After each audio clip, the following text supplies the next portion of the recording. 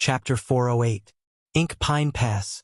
In the depths of the general's residence's backyard, a quiet little courtyard was located in this fortress that was filled with a murderous aura. It was inharmonious with the surrounding barracks and blacksmith shops, but it had also become the best place for Lin Muyu to recuperate. The broken armor on Lin Muyu's body had already been taken off. After applying medicine to her wounds, she changed into a new set of undergarments. Her body was covered with a white bedding as she lay quietly on the bed. Her breathing was even and there was some color on her face. Qinin quietly sat by the bed and gently held onto Lin Muyu's hand, unable to bear to let go. At the side, Feng Jixing, Chu Chu, Qin Yan, Wei Chou, Su Yu and the other generals were quietly waiting. "Your Highness."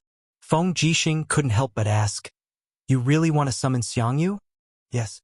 Qinin nodded and said, "Yu's letter has already been sent to Cangnan province.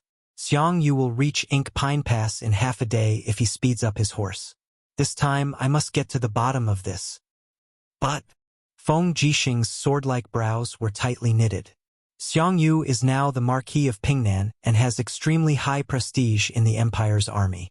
Many of the Empire's generals have even tacitly agreed that he is the new generation's god of war. Moreover, Xiangyu is Duke Lan's man. Once he is dealt with, I'm afraid there will be a big fight." So you also cupped her fists and said, "Xiaoyin, you have to be careful. Even the Ink Pine Pass where we are now is actually under Duke Lan's jurisdiction. This is Earth Star Province, not North Ridge Province, not Lanyan City." "I know." Qinin pursed her red lips and said, "General Feng, Aunt Lan, you've seen it for yourself. Xiangyu wants to get rid of you and I'd rather lose the world than lose Big Brother Yu. This time I have to give Duke Lan and Xiangyu a warning no matter what. I have to warn them not to challenge my bottom line. The ruler of the empire is me, Qin Yin, not him." As she spoke, Qin Yin abruptly stood up. Her eyes were filled with a piercingly cold light as she said, "If Tang Lan still thinks that I'm still that little girl who can be manipulated at will, then he's gravely mistaken. I will grasp the power step by step and protect the people I care about from harm." A trace of admiration appeared in Su Yu's eyes as she said, "Aunt Lien supports you. Father will also support you." Feng Jixing cupped his fists and said with a faint smile, "If there's anything your highness needs this general to do, just say the word. Feng Jixing and the 20,000 imperial guards will be at your highness' disposal at any time." Wei Chou also cupped his fists and said, "The 20,000 elite cavalry of the Longden army camp will also be at your highness' disposal at any time. That's good." A trace of determination appeared in Qinyan's pair of beautiful eyes as she said, "Pass my order. Transfer the 10,000 Seven Seas city troops in Ink Pine Pass back to Cold Star City, and replace all the guards in Ink Pine Pass with the Imperial Guards. Wei Chou, lead 10,000 Longden army camp to Bugu City and control all the defenses of Bugu City. Qin Yan, lead 10,000 Longden army camp to assist General Feng in guarding Ink Pine Pass." "Yes." Everyone nodded simultaneously. The next day, the warm sunlight shone through the small window onto the bed. Lin Muyu finally woke up. When he opened his eyes, he saw Qin Yin's beautiful face with tiredness. "You," Qin Yin softly called out. Lin Muyu couldn't help but smile. "So I didn't die. How could that be?" Qin Yin's eyes reddened as she said, "Xiaoyin won't let anything happen to you." Lin Muyu looked down at his abdomen and said, "I remember. My Qi was destroyed. Why does it seem to be completely repaired now?" "It was Chu who used the perfection medicine to repair the wall of your Qi. This?" Lin Muyu's face couldn't help but turn red. "This kind of thing." Qin Yin couldn't help but smile. She leaned into his embrace and said, "Xiaoyin was so worried about you. Big Brother Yu, you're too silly. Is it really worth it to give up your life for Big Brother Qin Lei's head?" Lin Muyu wanted to say something but stopped. She reached out and gently stroked Qin Yin's long hair, saying, "Leaving Big Brother Qin Lei's head in the Iha country is an insult to him and also an insult to our Qin Empire. I led the Longdan army camp to kill my way into the Iha country's Xuanbai province in order to find a chance to bring Big Brother Qin Lei home. Otherwise, I wouldn't have started this meaningless war. En Xiaoyi knows. Qin Yin listened to the heartbeat of her beloved, and a smile suddenly appeared at the corner of her mouth. Perhaps the happiest moment of her life was now. Just at this time, the sound of knocking came from outside and Feng Jixing's voice sounded. Your Highness, Duke Lan and Xiang Yu have both arrived and are in the conference hall. Let's go over. Qin Yan will lead the 500 elites of the Longdan army camp to guard this place. Okay. Qin Yin smiled faintly. After standing up, she leaned over and lightly kissed Lin Muyu's lips, saying, Xiao Yin is going to take care of some things that need to be taken care of. Wait here for me for a moment, I'll be right back. Lin Muyu nodded and said, Let a Yan in. I have something to ask him. Okay. Before long, Qin Yin left under the protection of a group of guards. Qin Yan walked in with a long spear in hand, his face full of joy. Big brother, you're awake? That's great. Ah Yan, I didn't think that I would be able to live to see you again. Lin Muyu said very honestly. In Iha country, there were many times when I thought that I was definitely going to die. However, I know that I must bring Big Brother Qin Lei's head home. Otherwise, so many brothers of the Longdan army camp will have died for nothing. Qin Yan's eyes reddened and he said, Ah Yan knows. Big Brother has worked hard. What is Xiao Yin going to do? Judge Xiang Yu and Tang Zhua. That's right. Tang Zhua is the Seven Seas city general who plotted against Big Brother, Duke Lan's collateral relative.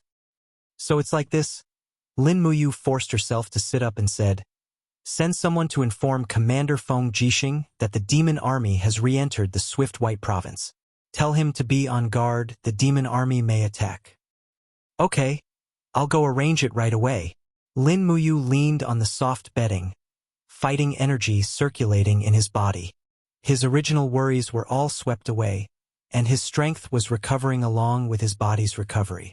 What made him even more surprised was that after this calamity and narrowly escaping death, his cultivation seemed to have increased by a level. Although he hadn't stepped into the Saint Realm second layer, he was definitely much stronger than before. He sat there happily, closed his eyes and continued to sleep. He had to recover as soon as possible.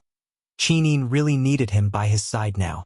In the general's mansion, inside the meeting hall, everyone was crowded together. This meeting hall was originally meant for about 50 people to discuss matters together, but now it was packed with close to 200 people. Tang Zhua and a few deputy generals had their arms tied up, standing dejectedly in the center of the meeting hall. Under the protection of Chu Chu and Feng Jixing, Qin Yin sat on the master's seat. She looked at the crowd with an indifferent gaze and said, I think everyone knows why I've summoned everyone here this time, right? Tang Lan remained silent. Xiang Yu's expression was ice-cold. He looked at Qin Yin indifferently and said, Your Highness, I don't know. Marquis Pingnan actually doesn't know? Qin Yin lightly slammed the table and said angrily, A few days ago, I've already issued an imperial edict that no one is allowed to hurt Lin Muyu, even if he did anything in the Iha kingdom. But in the end, Marquis Pingnan connived with his subordinates to intercept and kill the heavily injured Lin Muyu at Mozong Pass. What's even more laughable is that the Longdan army camp has been surrounded by Xingjue City for so many days without seeing any reinforcements. When Lin Muyu was alone, you actually appeared. Marquis Pingnan, Xiang Yu, you're indeed a loyal subject of the empire. Xiang Yu's expression froze. He knew the severity of the situation. He had never seen Qin Yin use such harsh words to reprimand a commander-level general. He had gotten himself into big trouble this time. Thinking of this, Xiang Yu hurriedly cupped his fists and knelt on the ground. He said, Your Highness, please calm your anger. I didn't know about this matter, and I also don't know why Tang Zhua would intercept and kill Commander Yu on his own. This matter, I really didn't know. Is that so? Qin Yin raised her brows and said, Tang Zhua, tell me, who ordered you to intercept and kill Commander Yu? I. Tang Zhua's face was ashen. He raised his head to look at Xiangyu and Tang Lan, only to see Xiangyu's face filled with killing intent, while Tang Lan quietly shook her head. Tang's heart instantly turned to ashes. He murmured, "I acted on my own." "I acted on your own?" Qin Yin couldn't help but laugh. "You're just a chili arch and you actually have the power to mobilize the army? What a joke. Do you think you have the right to act on your own?" Tang Zuo was about to cry from fright. He hurriedly knelt on the ground and kowtowed repeatedly. "I really did sneak out. I even ordered my attendants to throw the dispatch arrow at the great general. It's all this lowly one's fault. Please spare my life, Your Highness." At this time, Tang Lan finally spoke up with one knee on the ground. "Your Highness, it's all this old subject's fault. That's why our Tang sect's general committed such a heinous crime. I only hope that Your Highness can spare his life and continue the bloodline. In addition, this old subject has no objections to stripping him of his official position and military rank."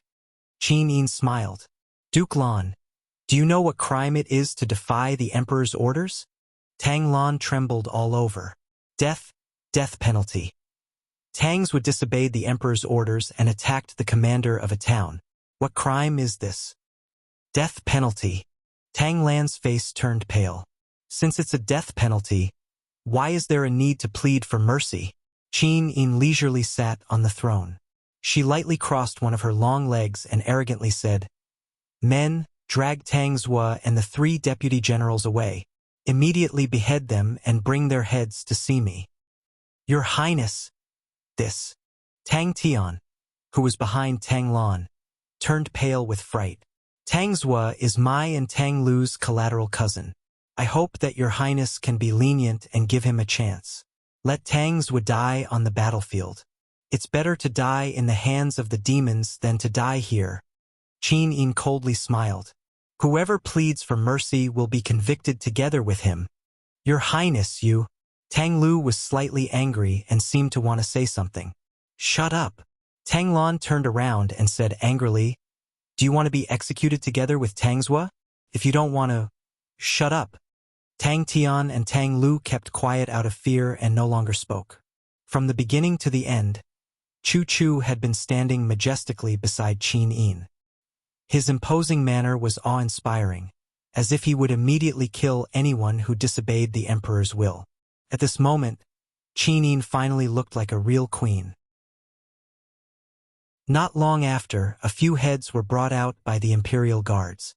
After Feng Jixing examined them, he looked at Qin Yin's head and said, "Your Highness, they're all dead." Qin Yin nodded lightly and said, "Duke Lan failed to supervise properly.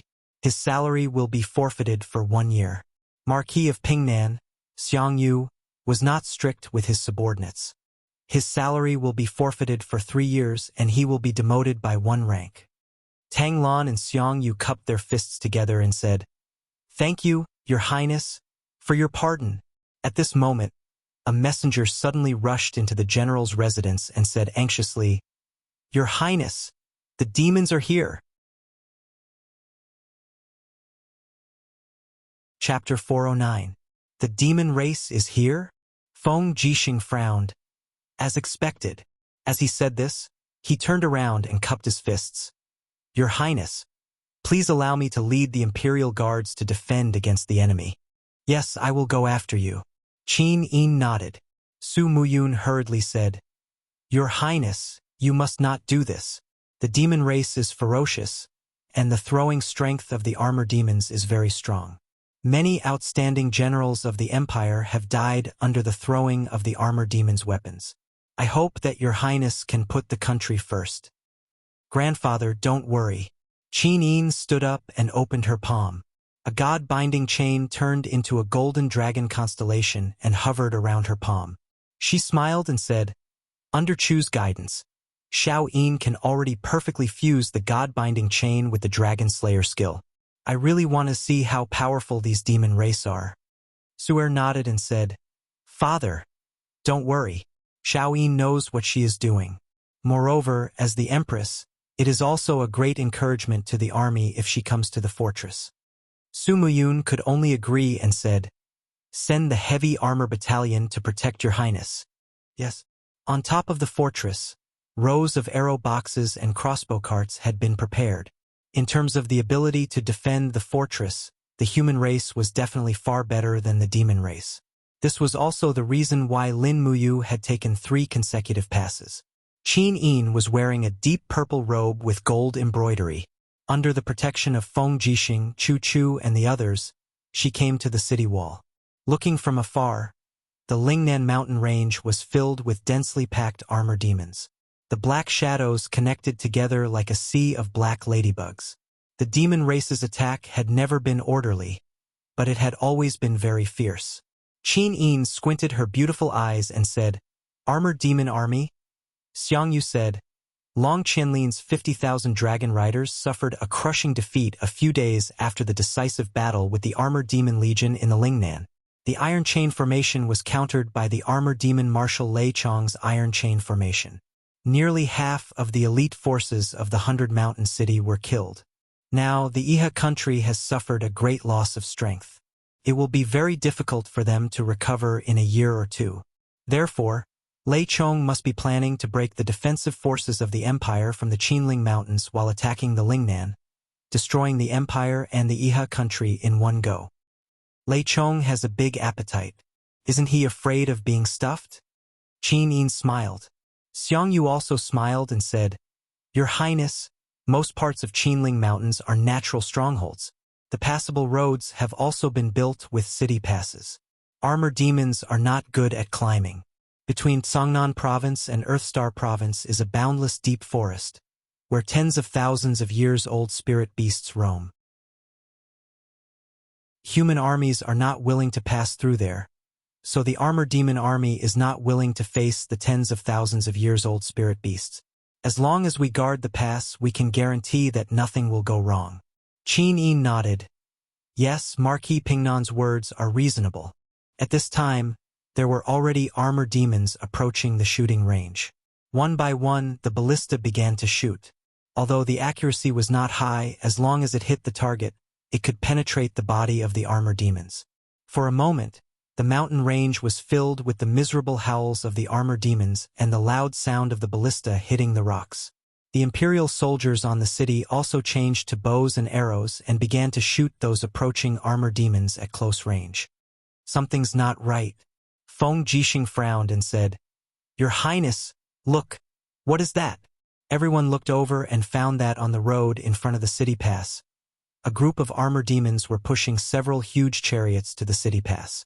Feng Shi narrowed his eyes and said in amazement, Siege ladders. Xiang Yu was stunned. Armor demons are extremely stupid. How can there be such ladders? Feng Jixing said, It seems that Qian Feng has enslaved a large number of human craftsmen to make siege equipment.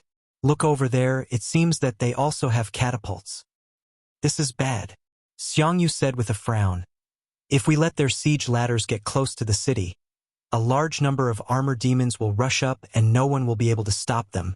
Don't worry, they won't be able to get close. Qin Yin smiled slightly, and beside her, Chu Chu also seemed to have a card up his sleeve. Xiaoyin, why don't you try the power of the second layer of the Dragon Slayer incantation? Chu Chu said with a smile. Yes, teacher.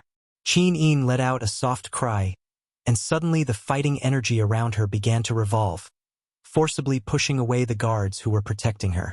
Then, golden god-binding chains began to dance wildly, transforming into illusory dragon-shaped dragons that hovered above Qin Yin's head, gently swaying along with Qin Yin's palm. Finally, when the power was gathered to the extreme, Qin Yin suddenly waved her palm forward, and the combined power of the Dragon Slayer incantation and god-binding chains flew out. Boom! There was a sudden explosion in the distance, and a huge siege ladder was directly turned into powder. Even the power of the god-binding chains gave rise to a small mushroom cloud. Heavens! Xiang Yu was dumbfounded, and the group of generals were also dumbfounded. Everyone knew that the Qin family's god-binding chains were powerful, but no one knew that the god-binding chains would be this powerful after being cultivated. Moreover, this was only the second layer of the Dragon Slayer incantation. How powerful would it be if it was cultivated to the later stages? Feng Jixing reached out to support his chin, which had almost dropped, and said, "It seems that in the future, the guards responsible for protecting your highness can be reduced by about half. Your highness' strength, I'm afraid that ordinary people won't be able to get close to you." Qin faintly smiled. "I also didn't think that the Dragon Slayer incantation would be so powerful. This is all thanks to Chu Chu's teachings." Chu Chu lightly stroked his white beard and said with a smile, "The Dragon Slayer incantation has a total of 7 layers, and I've successfully cultivated them all. However, when I use my fire cauldron to display the Dragon Slayer incantation, its power is far inferior to the power of your highness God-binding chains. Speaking of which, I created this Dragon Slayer incantation especially for your highness. Your highness bloodline is pure, the purest of the Qin imperial family's bloodline. With the addition of the God-binding chains, cultivating the Dragon Slayer incantation will naturally be twice the result with half the effort. The destructive power of this coiling dragon strike is indeed a bit frightening. However, after using the coiling dragon strike, Qin Yin's face was a bit pale. It was obvious that this move consumed a lot of battle chi. Careful, the armor demons are throwing their weapons. Feng Jixing suddenly leaped up and waved his wind cutter in the air. With a dang sound, he blocked a spear thrown by an armor demon. However, the armor demons about 100 meters away from the city all followed suit and threw their weapons. For a moment, the city was filled with wails as many Imperial Army soldiers were shot to death by those blunt weapons. Buzz! A battle axe spun in the air, heading straight for Qin Yin. "Your Highness, be careful." Xiang Yu hurriedly circulated his chaotic force. "Marquis Pingnan, don't worry." Qin Yin smiled faintly, and the divine power of the God-binding chains was once again produced in her body. The 3 God-binding chains danced rapidly like the shadow of a dragon, suddenly transforming into a crystal shield in front of Qin Yin. Bang! The energy burst out, but Qin Yin was unharmed, while the battle axe quickly rebounded and fell down the city.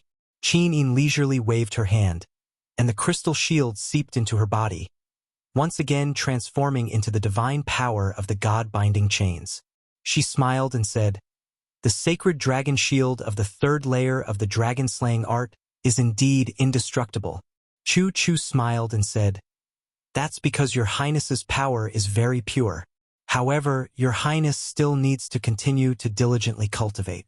The day that your highness successfully cultivates the 7 heavens of the dragon-slaying art, your highness should also be able to step into the saint domain. After stepping into the saint domain, your highness' beauty will remain forever, and your highness will always be as beautiful as you are now." Of course, Qin Yin's heart was moved. Her little face blushed, and she bit her red lips and said, "And I will." Feng Jixing laughed mischievously at the side. He wiped the dust on the windcutter saber and said, "It's a pity that you didn't see this scene. Otherwise, he would definitely be very amazed by your highness's cultivation." Feng Shi smiled and said, "Yes." Qin Yin didn't say anything else. Her heart was beating wildly. Finally, one day, she could rely on her own strength to protect Lin Muyu. Wasn't this something that she had always dreamed of? The momentum of the armor demon's attack was very fierce, but the archers stationed at the Longdan army camp's gate were also very sharp. They shot down the armor demons one by one with white drill arrows. In the blink of an eye, the gate was already covered with armor demons' corpses. However, as time dragged on, the armor demons wore chariots and catapults approached one by one. When Qin Yin was about to use another coiling dragon strike, Chu Chu suddenly pressed on her shoulder and said, "Xiao Yin, let me do it." And Chu, be careful. "Don't worry." Chu Chu laughed loudly and leaped out of the city. His whole body was covered in flames, and the image of the awe-inspiring fire cauldron appeared around his body. He stood in the air and blasted out 5 palms in a row. The huge flaming palms lit up the sky. Boom, boom, boom. The sound of explosions was endless. The siege ladders and catapults were all turned into powder. The fire burned wantonly and engulfed the surrounding armor demons. Was this the power of a Saint Realm 3rd Heaven expert? Feng Jixing, Xiang Yu, Qin Yan, and the others were dumbfounded.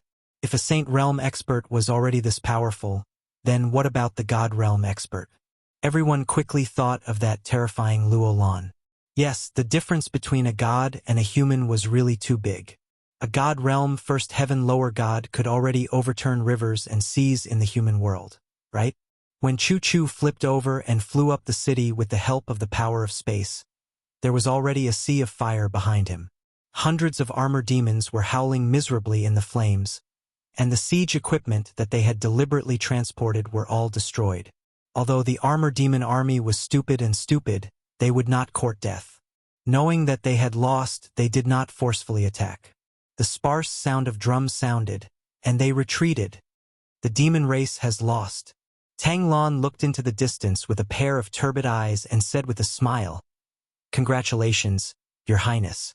With this defeat, the demon race will most likely not attack Ink Pine Pass again." Xiang Yu cupped his fists and said, "Your Highness, this subordinate must return to Cangnan as soon as possible. The demon race's tactic is to spread out their forces and attack all the human cities on the plains. This subordinate must go and defend the fortress." "And thank you, Marquis Pingnan." Qin Yin nodded. Xiang Yu turned around and led a group of subordinates away on horseback. Feng Jixing looked at the retreating armor demon army in the distance, wanting to say something, but hesitated. "General Feng, do you have something to say?" Chu-Chu asked with a smile. Feng Jixing chuckled, touched his nose and said, "Chu, can you teach me the Dragon Slayer art?" "Sure, 10,000 Jinyin coins as a tuition fee. How about it? Do you want to learn?" "Deal." Feng Jixing clenched his fist, a look of determination on his face. Note: the Dragon Slayer art has a total of 7 moves. Reverse Dragon Spin, Coiling Dragon Strike, Sacred Dragon Shield, Golden Dragon Flame, Horned Dragon Bind, Azure Dragon Break, and Thousand Dragon Soar. Chapter 410.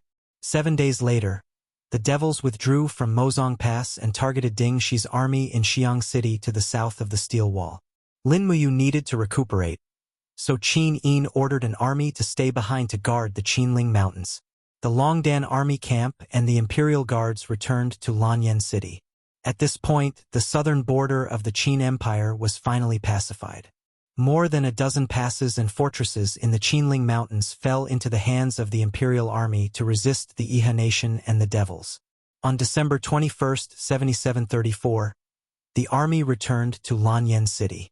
The fierce battle was finally over. As the monarch, the first thing Qin Yin did was naturally to reward the soldiers. The next day was the court assembly, and all the officials gathered.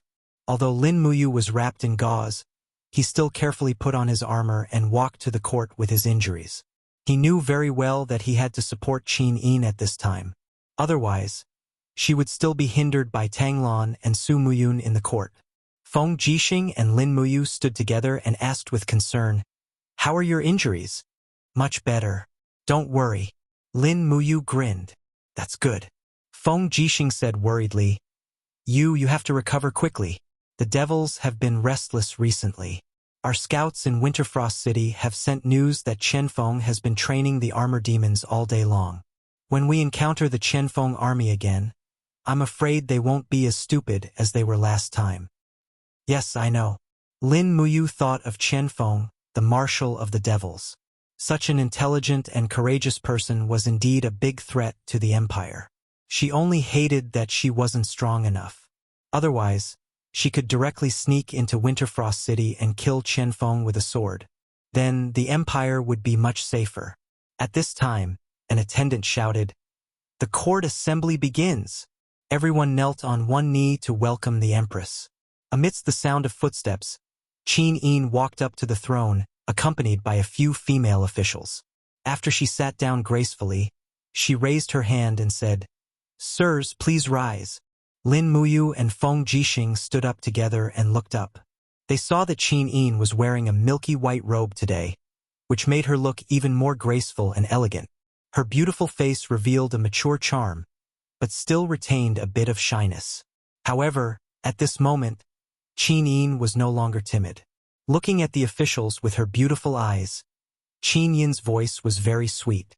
She said clearly, "Since Commander Yu led the Longdan army camp to the south, she has made many military achievements. She took back the Black Pine Pass, Jiayuan Pass, and other fortresses from the devils. She even killed her way into the lost land of the Empire in Lingnan and took back the Fiery Moon City, Xingjua City, and other cities in the Swift White Province. She has greatly boosted the military power of the Empire. However, the greatest achievement of Commander Yu is that she pretended to surrender and sneaked into Xiang City.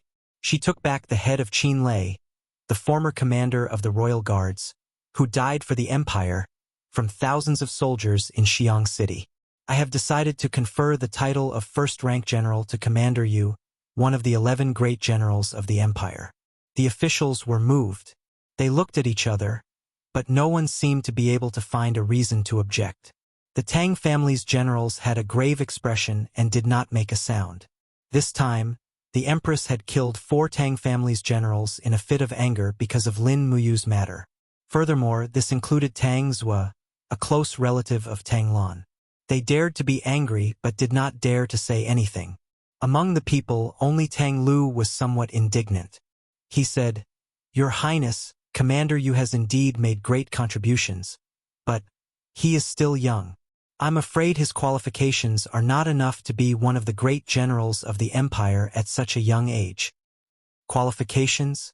Qin Yin smiled and said with great familiarity, "In Lingyun Pavilion, Xiang Wenyin became a marshal at the age of 21, Luo Tonghai became a general at the age of 24, Feng Yicheng became a general at the age of 27, and Commander Yu is already 26 years old. What's wrong with qualifications?" Someone read the letter from Lingnan's Iha country's rebels. "Yes, Your Highness." A female official dressed in green nodded respectfully. She took out a letter and opened it. Facing the officials, she read, "When Lin Muyu was seizing Commander Qin Lei's head at Marshal L.V. Zhao's residence, there was a chaotic battle. A total of more than 100 people died under his sword. Among them were L.V. Zhao, one of the 7 marshals of Lingnan's Iha country, General Zhao Jiu, General Li Sha, the commander of the Green Cavalry Wang Biao, and the deputy commander of the Jingguojun Dong Yan. In addition, Commander Yu also killed Luo Lan's subordinate, Saint Realm expert Yan Li, and severely injured Saint Realm expert Lu Zhan." When she finished, she turned around and bowed to Qin Yin before retreating. Qin Yin stood up with a smile on her beautiful face. She said, "Let me ask you, in the entire Qin Empire, which brave and loyal general could do such a thing?" Su Muyun took a deep breath, cupped his fists and said, "Your Highness, Commander Yu's loyalty to the Empire can be seen by the heavens and earth. In Lingnan, he can do what others can't and endure what others can't. His achievements are outstanding and can be said to be unprecedented.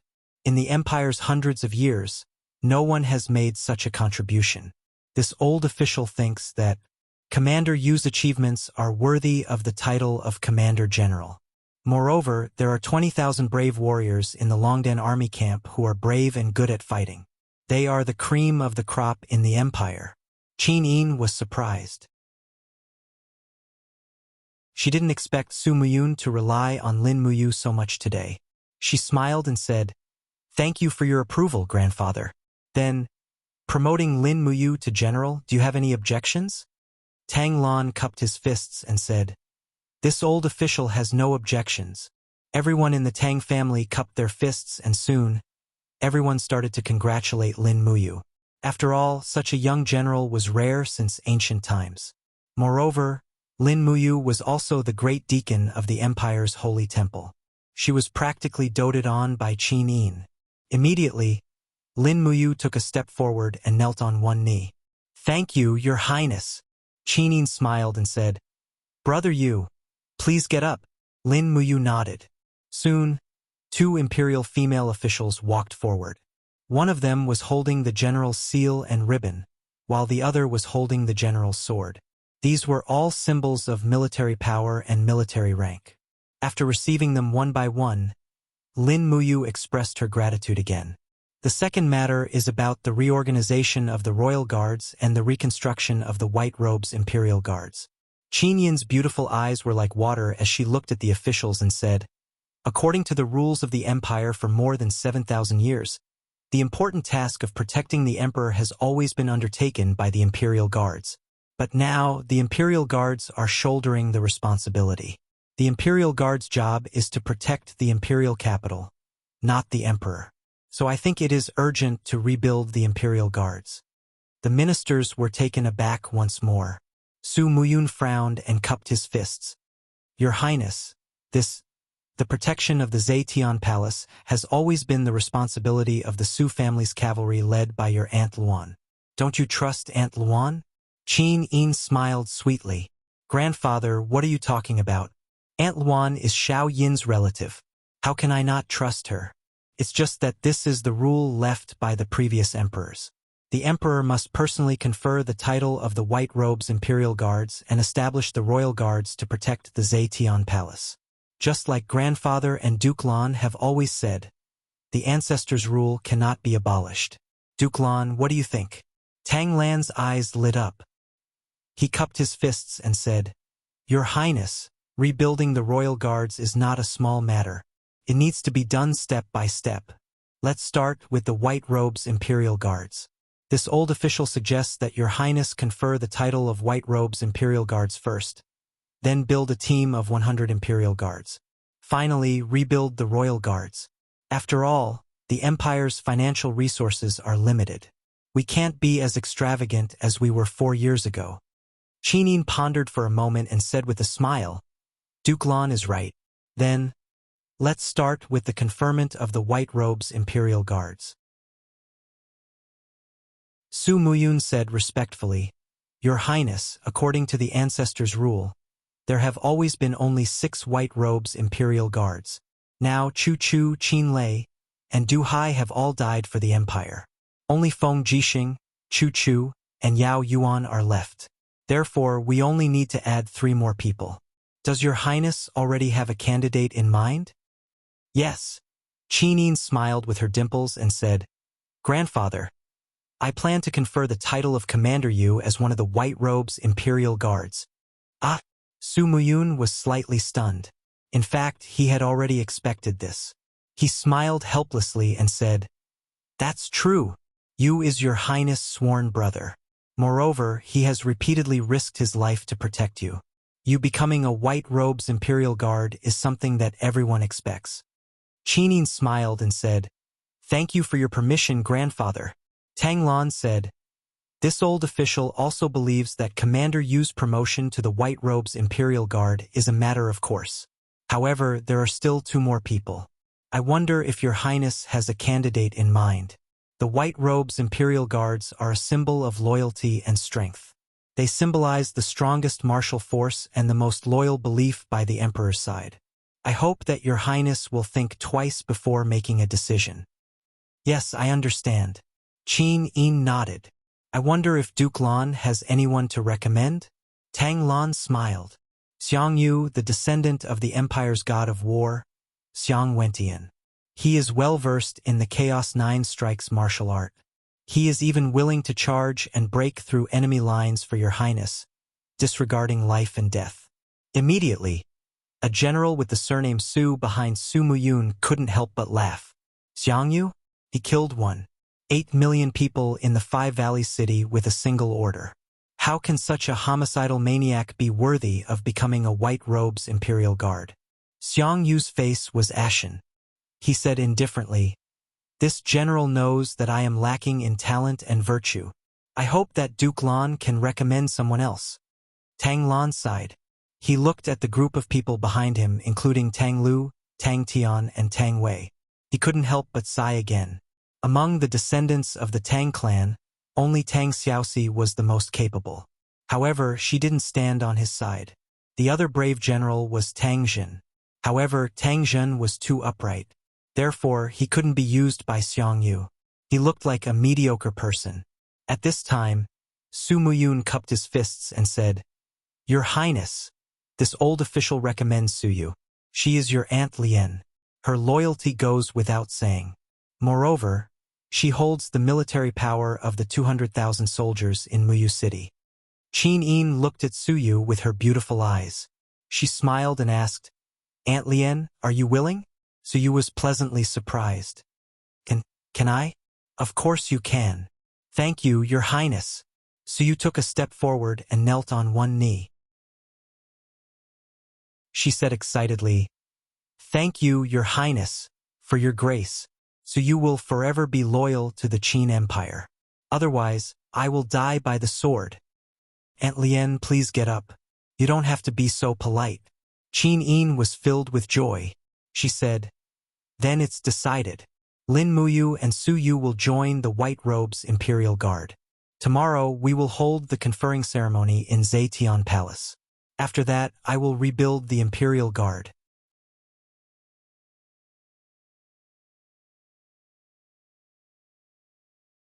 Chapter 4:11.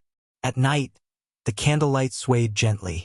In the office of the temple's Grand Deacon, Lin Muyu took off her armor and changed her bandages. She held a scroll in her hands and started reading. Beside her, the two deacons, Guyang and Zhou Yao, were also helping to read through the scrolls. After Lin Muyu left, there seemed to be a lot of scrolls accumulated. Don't move. Chu Yao's voice came from behind. She opened her snow-white fingers, and a warm fighting aura seeped into Lin Muyu's wounds to speed up the recovery. The reason why Chu Yao could become the Grand Deacon of the Spirit Medicine Department was not just because she was proficient in alchemy, but also because her holy hand was one of the best in the world. It itches. I can't help it, Lin Muyu explained. Chu Yao giggled. You have to endure it even if you can't help it. AI, you stinking brat. I really don't know what to say about you. You broke into the marshal's residence of Iha country alone. Your courage is greater than the heavens. You really don't fear death. Lin Muyu rubbed her nose and said, Sister Chu Yao, if you were a man, you would have done the same. I was only 50 miles away from Sunset City and knew that Brother Qinlei's head was stored in a bottle in Sunset City. How could I not take the risk? In short, don't do it next time. Chu Yao gently patted his shoulder and said, Your life does not belong to you alone. If you died, I would have lost my last family member. I know. Lin Muyu lowered her head and said, I won't do it next time. And that's more like it. Chu Yao smiled. Knock, knock. There was a knock on the door and a temple guard walked in and said respectfully, Grand Deacon, there is someone from the Duke's residence of Sunset Rain City who wants to invite you to the Duke's residence. Duke Yun has something to discuss with you. The Duke's residence of Sunset Rain City? Lin Muyu was stunned. What does Duke Yun want with me? This subordinate does not know. He only said that he has something to discuss. Oh, Guyang said at the side. Su Muyun has never been on good terms with you. If you want to go, then bring Qin Yen, Wei Chou, and the rest along. Otherwise, it's too dangerous. Okay, got it.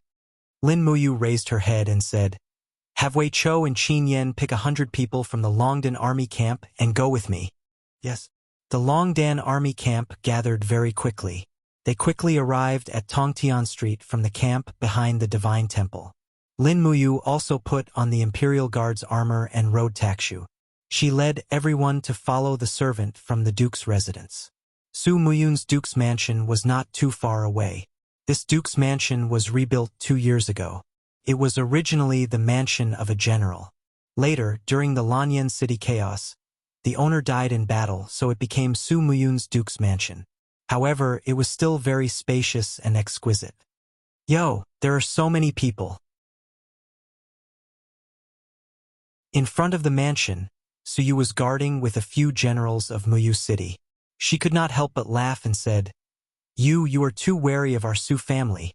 You brought so many soldiers from the Longdan army camp over as if you were going to fight. Don't be nervous. Father just asked you to come over to chat and drink tea. Lin Muyu flipped over and dismounted from the horse and said, It's really good to drink tea. And see, let's go in. Okay. Along the corridor all the way into the depths of the mansion, Wei Chou, Qin Yen, and the rest stayed in the courtyard to wait, while Lin Muyu followed Suyu straight to Su Muyun's residence. Although Lin Muyu was injured, her strength had recovered at least 70%. With Suyu and Su Muyun's strength, they were probably not a match for Lin Muyu. Creak. After the door was pushed open, the candlelight inside was still swaying. Su walked in with Lin Muyu and called out softly, "Father, you is here." Okay. Su Muyun turned around, holding an ancient scroll in his hand. Under the illumination of the candlelight, his face looked very old. His hair and beard were all white. This old man seemed to be full of fatigue, but reality did not allow him to rest for even a moment. "May I know why Duke Yun is looking for me?" Lin Muyu asked. Su Muyun smiled and said, Do you know why I did not object to you conferring the title of general during the day?" "Why?" Lin Muyu asked with a smile. Su Muyun said, "Because there are too few people who can be used by Xiao Yin's side, and there is almost no one among our Su family's generals who can take charge." As he spoke, he raised his hand and said, Sit down and talk." "Thank you, Duke Yun." Lin Muyu untied the dragon spirit sword and placed it on the table beside her. She took the teacup that Su'er handed over and nodded with a smile. After Su Muyun sat down and took a sip of the tea, he carefully savored it and said, "Tanglan is recruiting soldiers on a large scale within the Cangnan province, and has already recruited about 100,000 new soldiers. Moreover, the Ministry of Revenue has allocated the iron mines, forests, and other resources within the Cangnan province and Earthstar province to Tanglan. Even the control of more than a dozen counties in the North Ridge province has fallen into Tanglan's hands. If this continues, I'm afraid that the empire will be surnamed Tang and not Qin." Lin Muyu remained silent.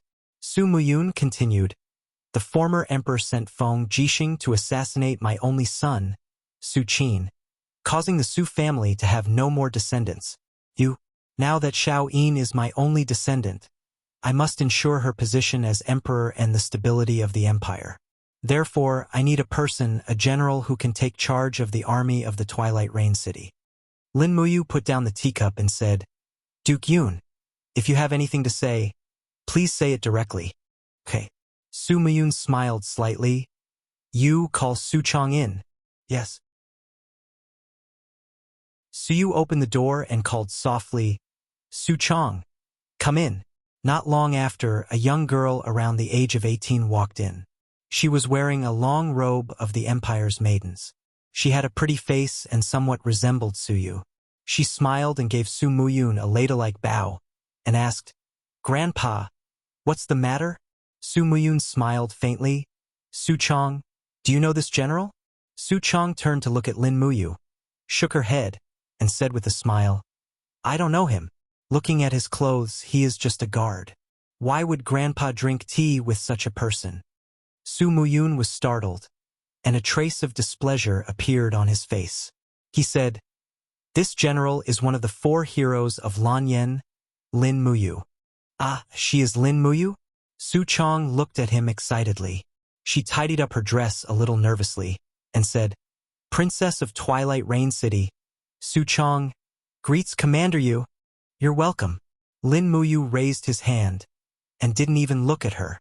"Su Chong, you can leave." "Yes, Grandpa." Su Chong looked at Lin Muyu again, and then left reluctantly. What do you think of her?" Su Muyun asked with a smile. Lin Muyu nodded, and said, "What do you mean, Duke Yun?" "Ha ha ha." Su Muyun laughed loudly and said, "Su Chong is the only bloodline left behind by Su Qin. It's a pity that she's a girl, but she's extremely beautiful. She's somewhat similar to her aunt, the Empress Jingda, Su Yun. Don't you think that her appearance is somewhat similar to Her Highness Yin? As long as you are willing, I will betroth Su Chong to you. In addition, I will also hand over the 200,000 soldiers of Twilight Rain City to you. From then on, we will be a family." Lin Muyu's heart suddenly surged, and she said, "Duke Yun, I have never thought about my marriage. I only want to assist Xiao Yin and unify the world. It is true that a man's ambition is to unify the world, but it is also human nature to marry and have children." Su Muyun continued patiently and said, "Xiao Yin relies on you, and I, Su Muyun, also relies on you. However, I cannot bet everything on the word loyalty. Only if you marry Su Chong can I hand over half of the world to you." Lin Muyu lowered her head and did not say a word. Su Muyun's eyes shot out a sharp light, and he said, Lin Muyu, could it be that you really want to marry Qin Yin? Don't forget, she is the empress, and what are you? Lin Muyu's body trembled, and she raised her head to look at Su Muyun. She suddenly stood up, grabbed the dragon spirit sword on the table and said, Duke Yun, I have always loved Xiao Yin. Although I am only a subject, there will be a day when my ability is enough to dominate the world. At that time, you can see if I am worthy of Xiao Yin. As he spoke, he walked out without looking back, and the moment he stepped out of the door, he suddenly stopped and said, In this life, I will not marry anyone else but her. Xiao Yin wants to become an empress that is supported by the world, and I will help her achieve this dream. Duke Yun, I hope that we are not enemies. You are Xiao Yin's maternal grandfather, and also my relative. I do not wish to meet you on the battlefield, and that is all I have to say. Take care of yourself. The sanctuary's aura swirled, and the door automatically opened without any wind. Lin Muyu walked out gracefully, and called out to Wei Chou, Qin Yen, and the rest, who were a distance away.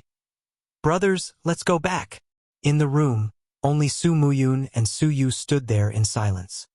Father, do you still think that Yu is someone you can control? Su Yu said with a self-deprecating smile. Yu is a genius, and he is only loyal to his own beliefs. How can such a person be controlled by an ordinary person? Su Muyun slammed his fist heavily on the table, causing the cups to tremble and fall to the ground. There was only anger in his eyes. This arrogant and conceited brat. Could it be that he wants me to assist him? Su Yu sighed. Father, can't you see it? Yu is still holding a grudge against us. What grudge?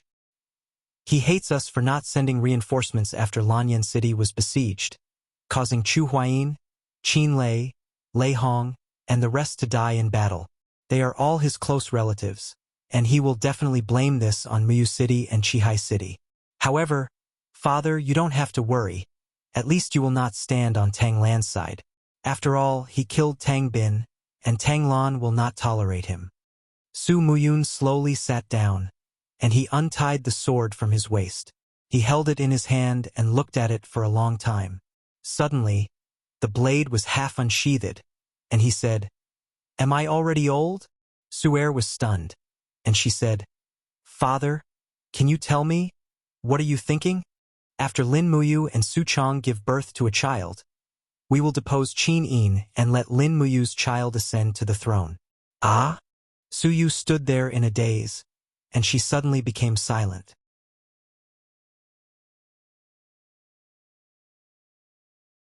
Chapter 412. At night, Phoenix Perching Hall was very quiet. Only the sound of the wind blowing through the curtains could be heard. Winter had come, and it was another winter. A female official placed a heater beside Qin Yin and said with a smile, Your Highness, you've been looking for a long time. Qin Yin held a white robe with a smile. This was an armor cloak that only the white-robed imperial forest was worthy of wearing. Qin Yin had personally embroidered the emblem of the empire's purple Yin flower on it. In addition, the white robe had a small U embroidered on it, and the golden thread used was brand new. The female official couldn't help but laugh. Is this Commander Yu's robe? Yes. Qin Yin smiled happily like a girl in love. She just held the white robe and giggled happily. At this moment, she didn't have the majesty of an empress at all. The female official knelt down and said, Your Highness, this servant will help you put it away. Commander, you will need to wear it tomorrow. And, okay.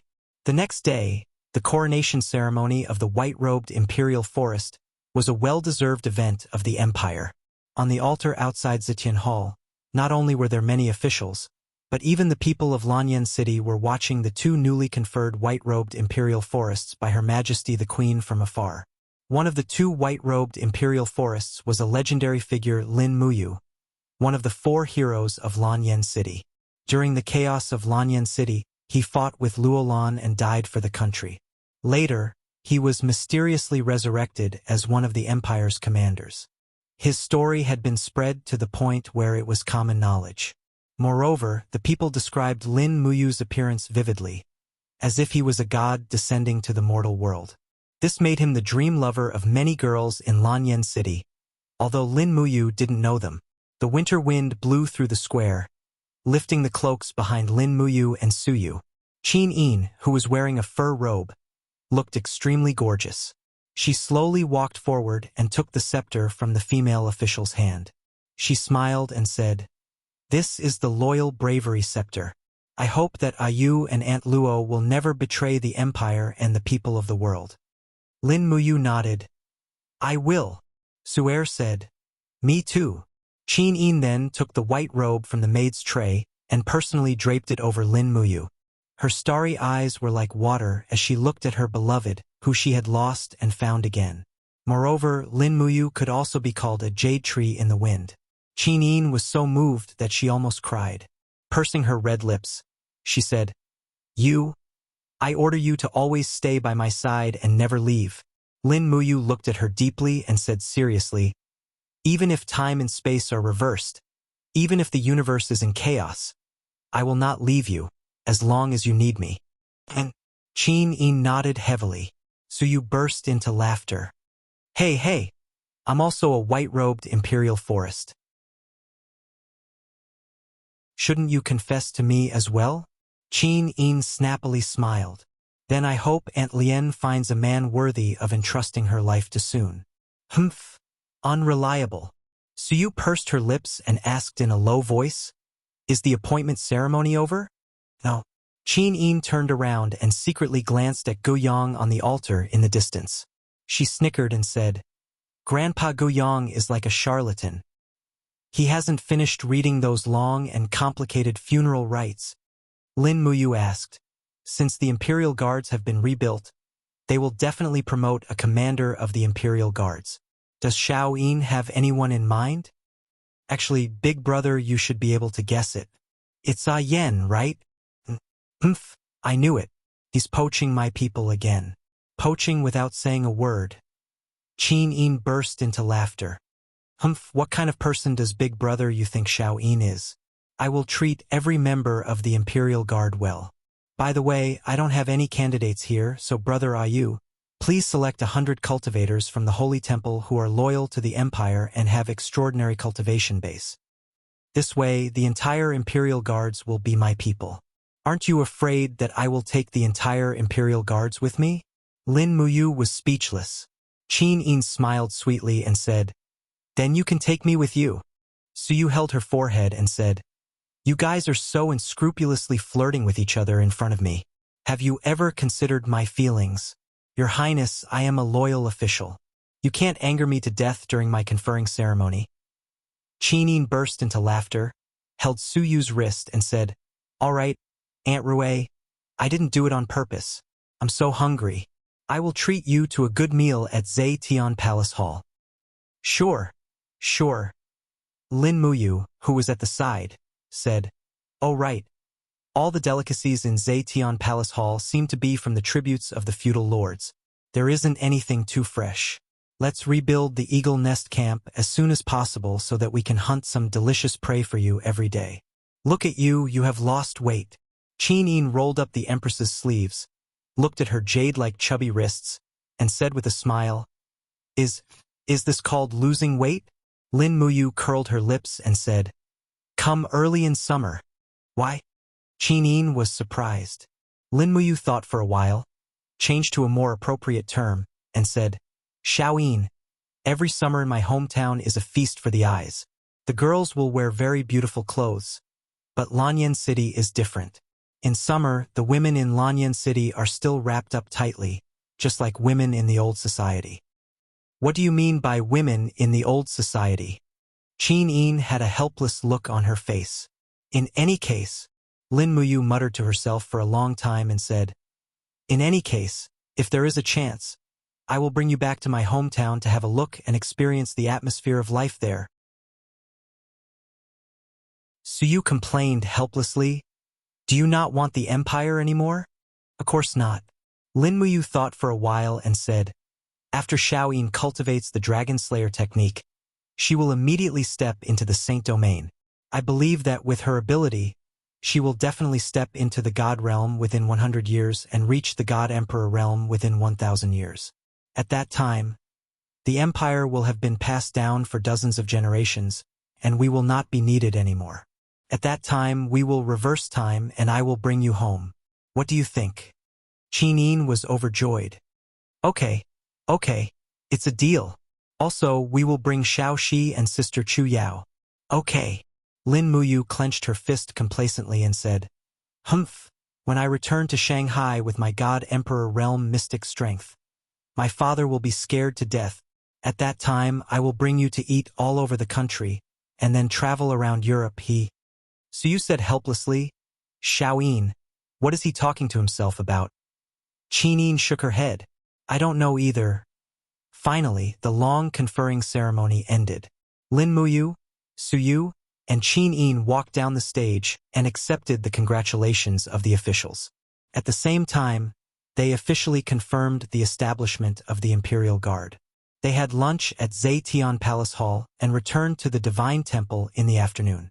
Lin Muyu had to settle the matter of the Imperial Guard for Qin Yin as soon as possible. Ever since Lin Muyu returned, the Divine Temple used the system of centralizing manpower. The outstanding cultivators from the various divine temples were invited to serve at the headquarters. Therefore, there were more than 1,000 instructors and trainers. It was not difficult to select 100 people with Earth Realm cultivation and above, and there were even a few experts with Heaven Realm cultivation. In the evening, 100 Divine Temple experts came to Zetian Palace Hall to accept the Empress conferring. At this time, Qin Yen had already changed into a commander's armor and stood there happily with his hand on his sword. He looked very mighty. He became one of the commanders of the empire at such a young age, and he was probably the first person in recent times. Big brother. Qin Yen looked at Lin Muyu with a smile. Lin Muyu walked forward and helped Qin Yen remove the captaincy insignia on his collar with a serious expression. Then, she helped him wear the commander insignia with 3 gold stars and said, Ah Yen, from today onwards, you are the commander of the Imperial Guard, one of the most important commanders in the empire. You should be very clear about how important this position is. You must be careful and not be careless. Don't disappoint Her Highness's trust in you. Also, the previous commander of the Imperial Guard is your brother, so don't disappoint Big Brother Qin Lei. Qin Yen was solemn and quickly gave a military salute to Lin Muyu and said, Big brother, don't worry. Ah Yen will definitely not disappoint you and my brother, and I will definitely not disappoint Her Highness the Empress. Good, very spirited. Lin Muyu smiled cheerfully. Feng Jixing, who was at the side, said, This scene actually made me vaguely recall the appearance of the 4 heroes of Lan and Yen back then. Sai, it's a pity that old Chu is missing. The Flying Mount Camp has been completely annihilated, and this organization no longer exists. No, it won't. Qin Yin walked over step by step and said, As long as the time is right, I will rebuild the Flying Mount Camp. However, this is on the premise that General Feng and Big Brother you must support me. That's for sure. Lin Muyu and Feng Jixing nodded their heads together. Qin Yin looked at Lin Muyu and said with a smile, Big brother you, since the Imperial Guards have already been reorganized, it's better to do it sooner rather than later. I plan to start rebuilding the Imperial Guard within half a month. The establishment will be set at 10,000 people, and the soldiers of the Imperial Guard will be selected from the Longdan Army Camp and the Imperial Guards. You and General Feng shouldn't have any objections, right? No. Lin Muyu laughed straightforwardly and said, Don't worry. There are plenty of soldiers in the Longdan Army Camp. Feng Jixing cupped his fists and said, The Imperial Guards were trained by new recruits 2 years ago and have just taken shape. Since you has already boasted, then let's select 10,000 people from the Longdan Army Camp alone. Lin Muyu regretted it so much that her intestines turned green. She never expected that Feng Jixing would be so shameless. She hurriedly said, That won't do. Your Highness's words carry enormous weight. If you say that you will select 2 troops, then you must select 2. I can't just take advantage of it. Feng Jixing laughed heartily and said, That's fine, but He muttered to himself for a moment and said, "Your Highness, the time is ripe. Can we consider expanding the Imperial Guard? The 20,000 Imperial Guards are simply not enough. Any army of the feudal lords can destroy us. What I mean is that the Imperial Guard should have at least 50,000 people. Otherwise, it will be difficult to take on the heavy responsibility of protecting the Imperial capital. The chaos in Lanyan City 4 years ago has proven everything." "That's good." Qin Yin was a little embarrassed and said, "But the expansion of the army must go through the Ministry of War.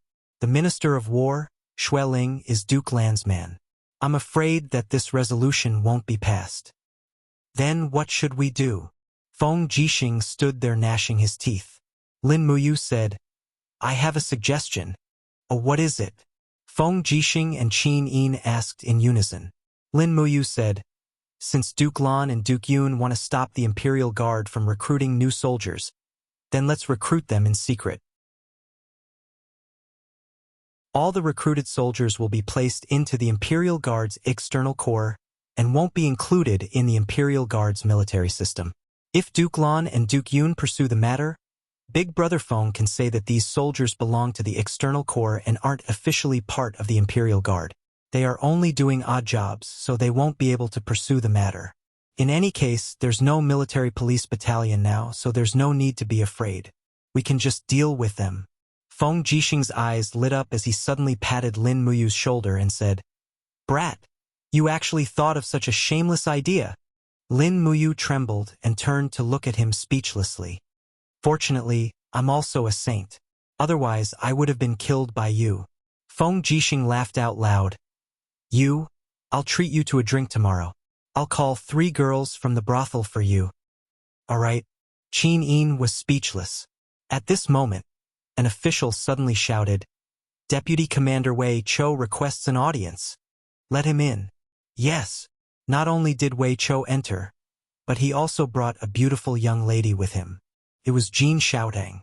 When Jin Xiaotang saw Qin Yin, she immediately knelt down respectfully and said, "Greetings, Your Highness. You may rise."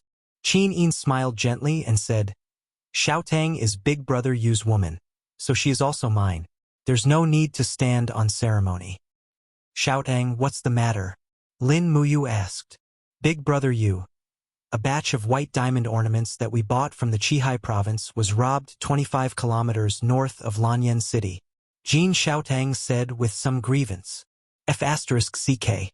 Lin Muyu raised her eyebrows.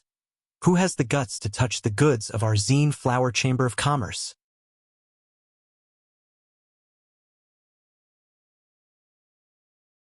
Chapter 413.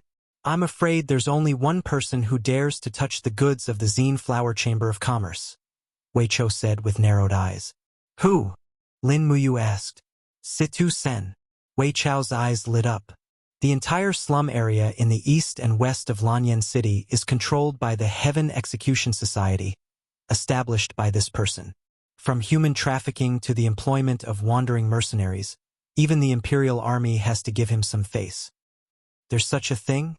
Lin Muyu looked at Feng Jixing and said, "General Feng, Lanyan City is the territory of your Imperial Army. How can you tolerate the existence of such a person? It's not as simple as you think, you."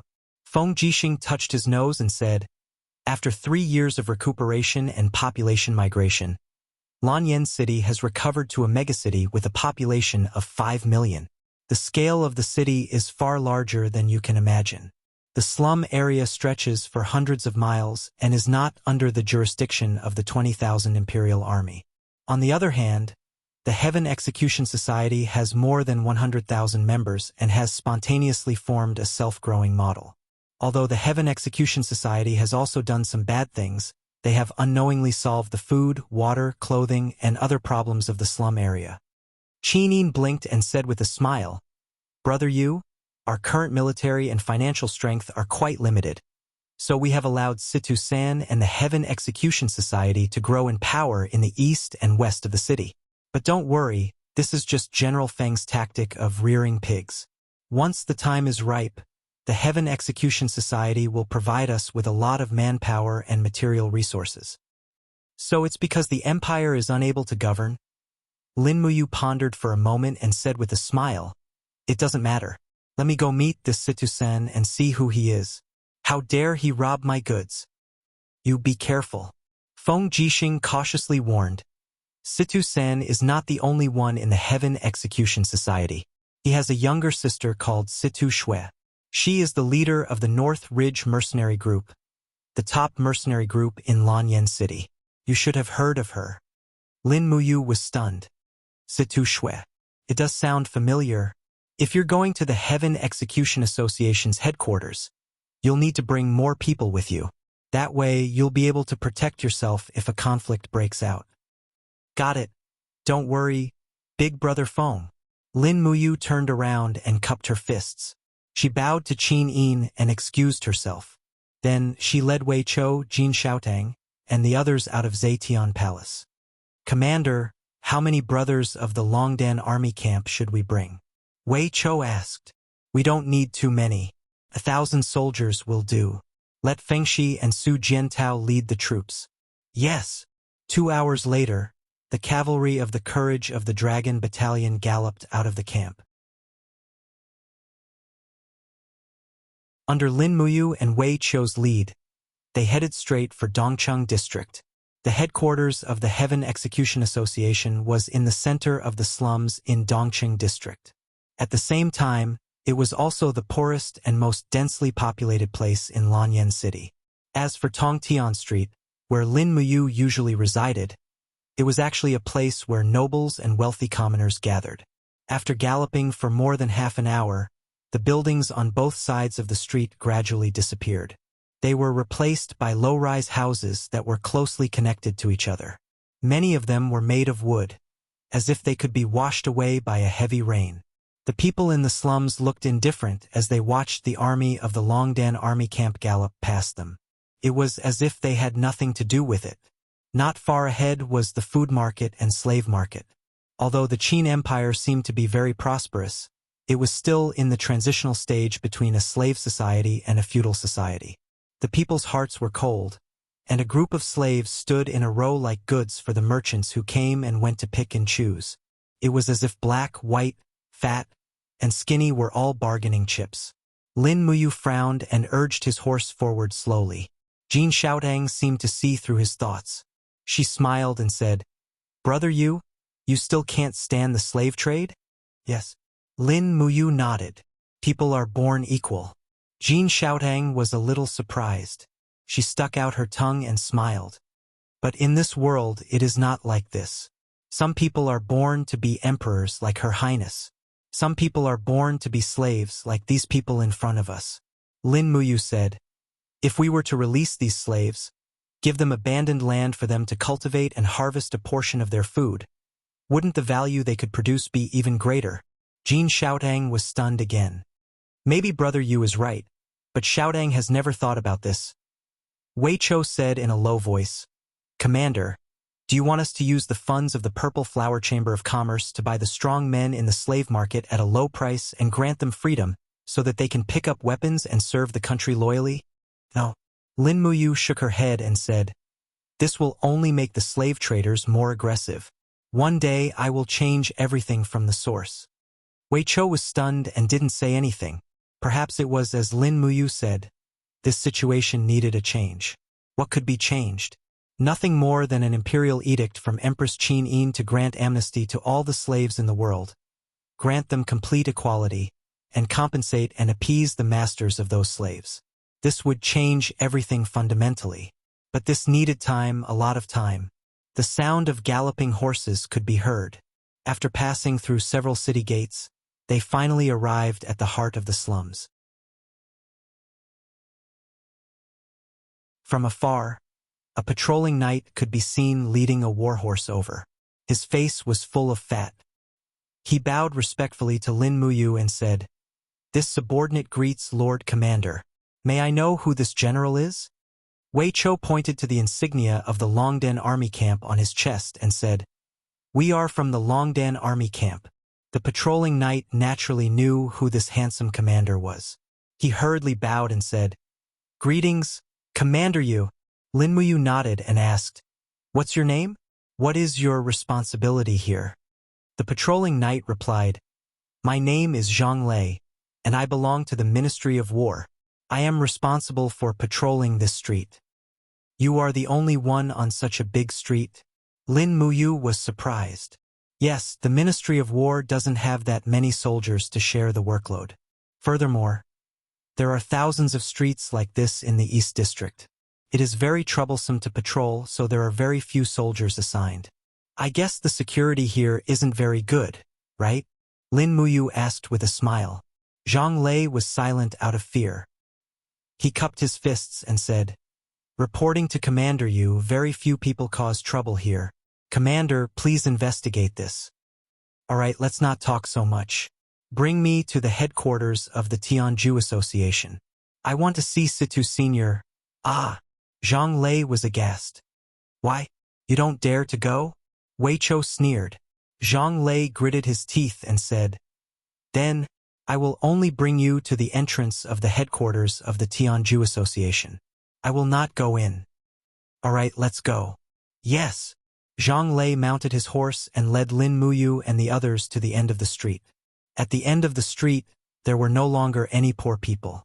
Instead, there was a group of people dressed in embroidered robes. A black tower rose from the ground amidst the dilapidated buildings.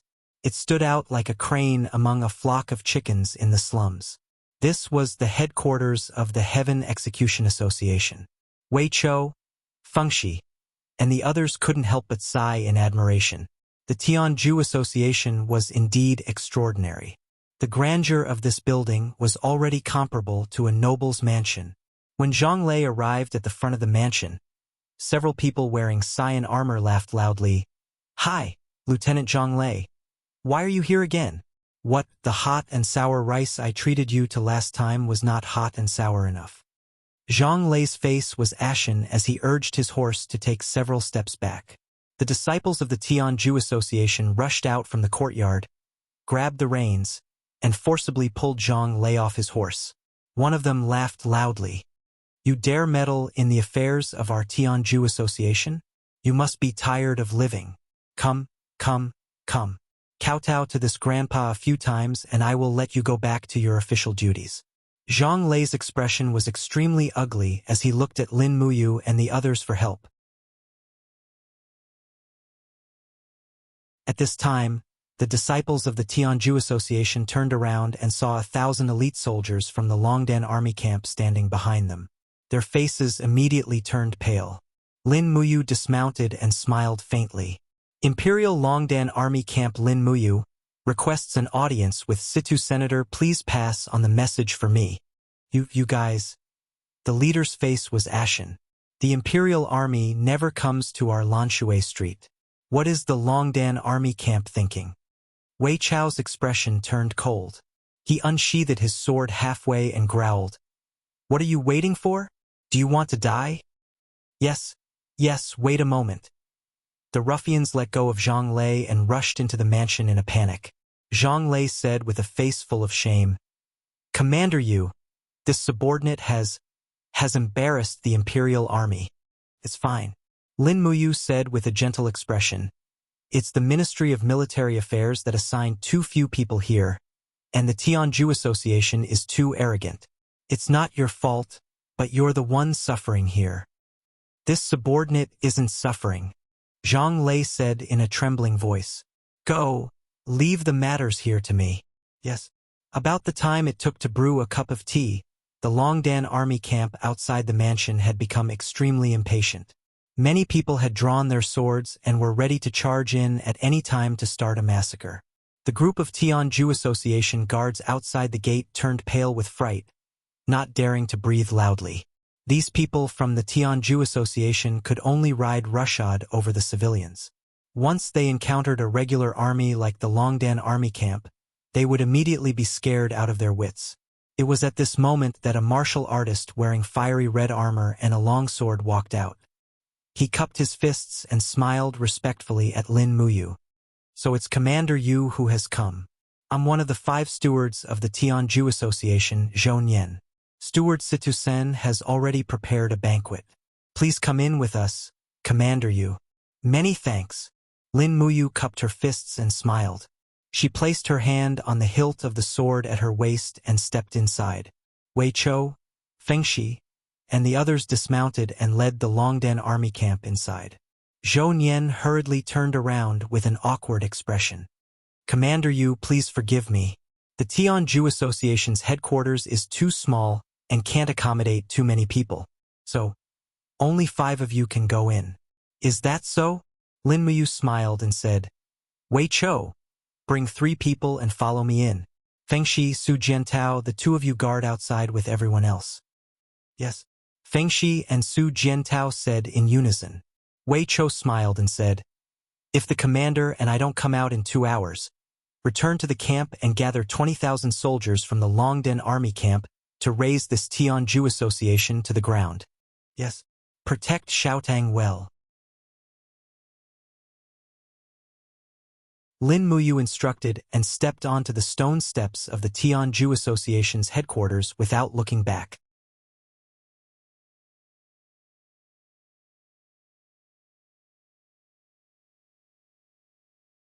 Chapter 414.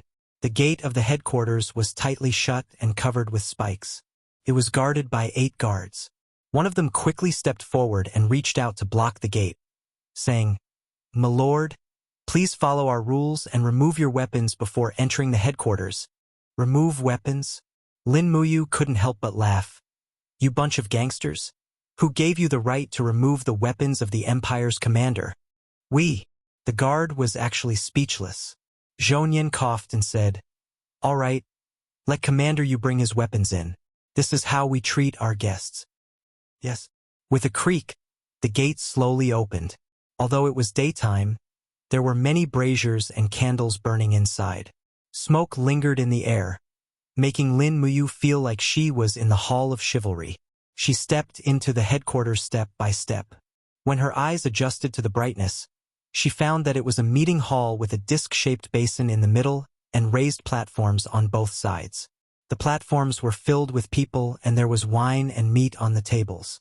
Lin Muyu released the spirit pulse technique and found that most of these people were at the Earth Realm. Lanyan City was indeed a city of hidden talents. There was actually a group of Earth Realm experts gathered here. She led Wei Chou and the others into the disc and could only look up at the person at the host's table. It was a young man in tiger skin armor. He was less than 30 years old and looked quite handsome.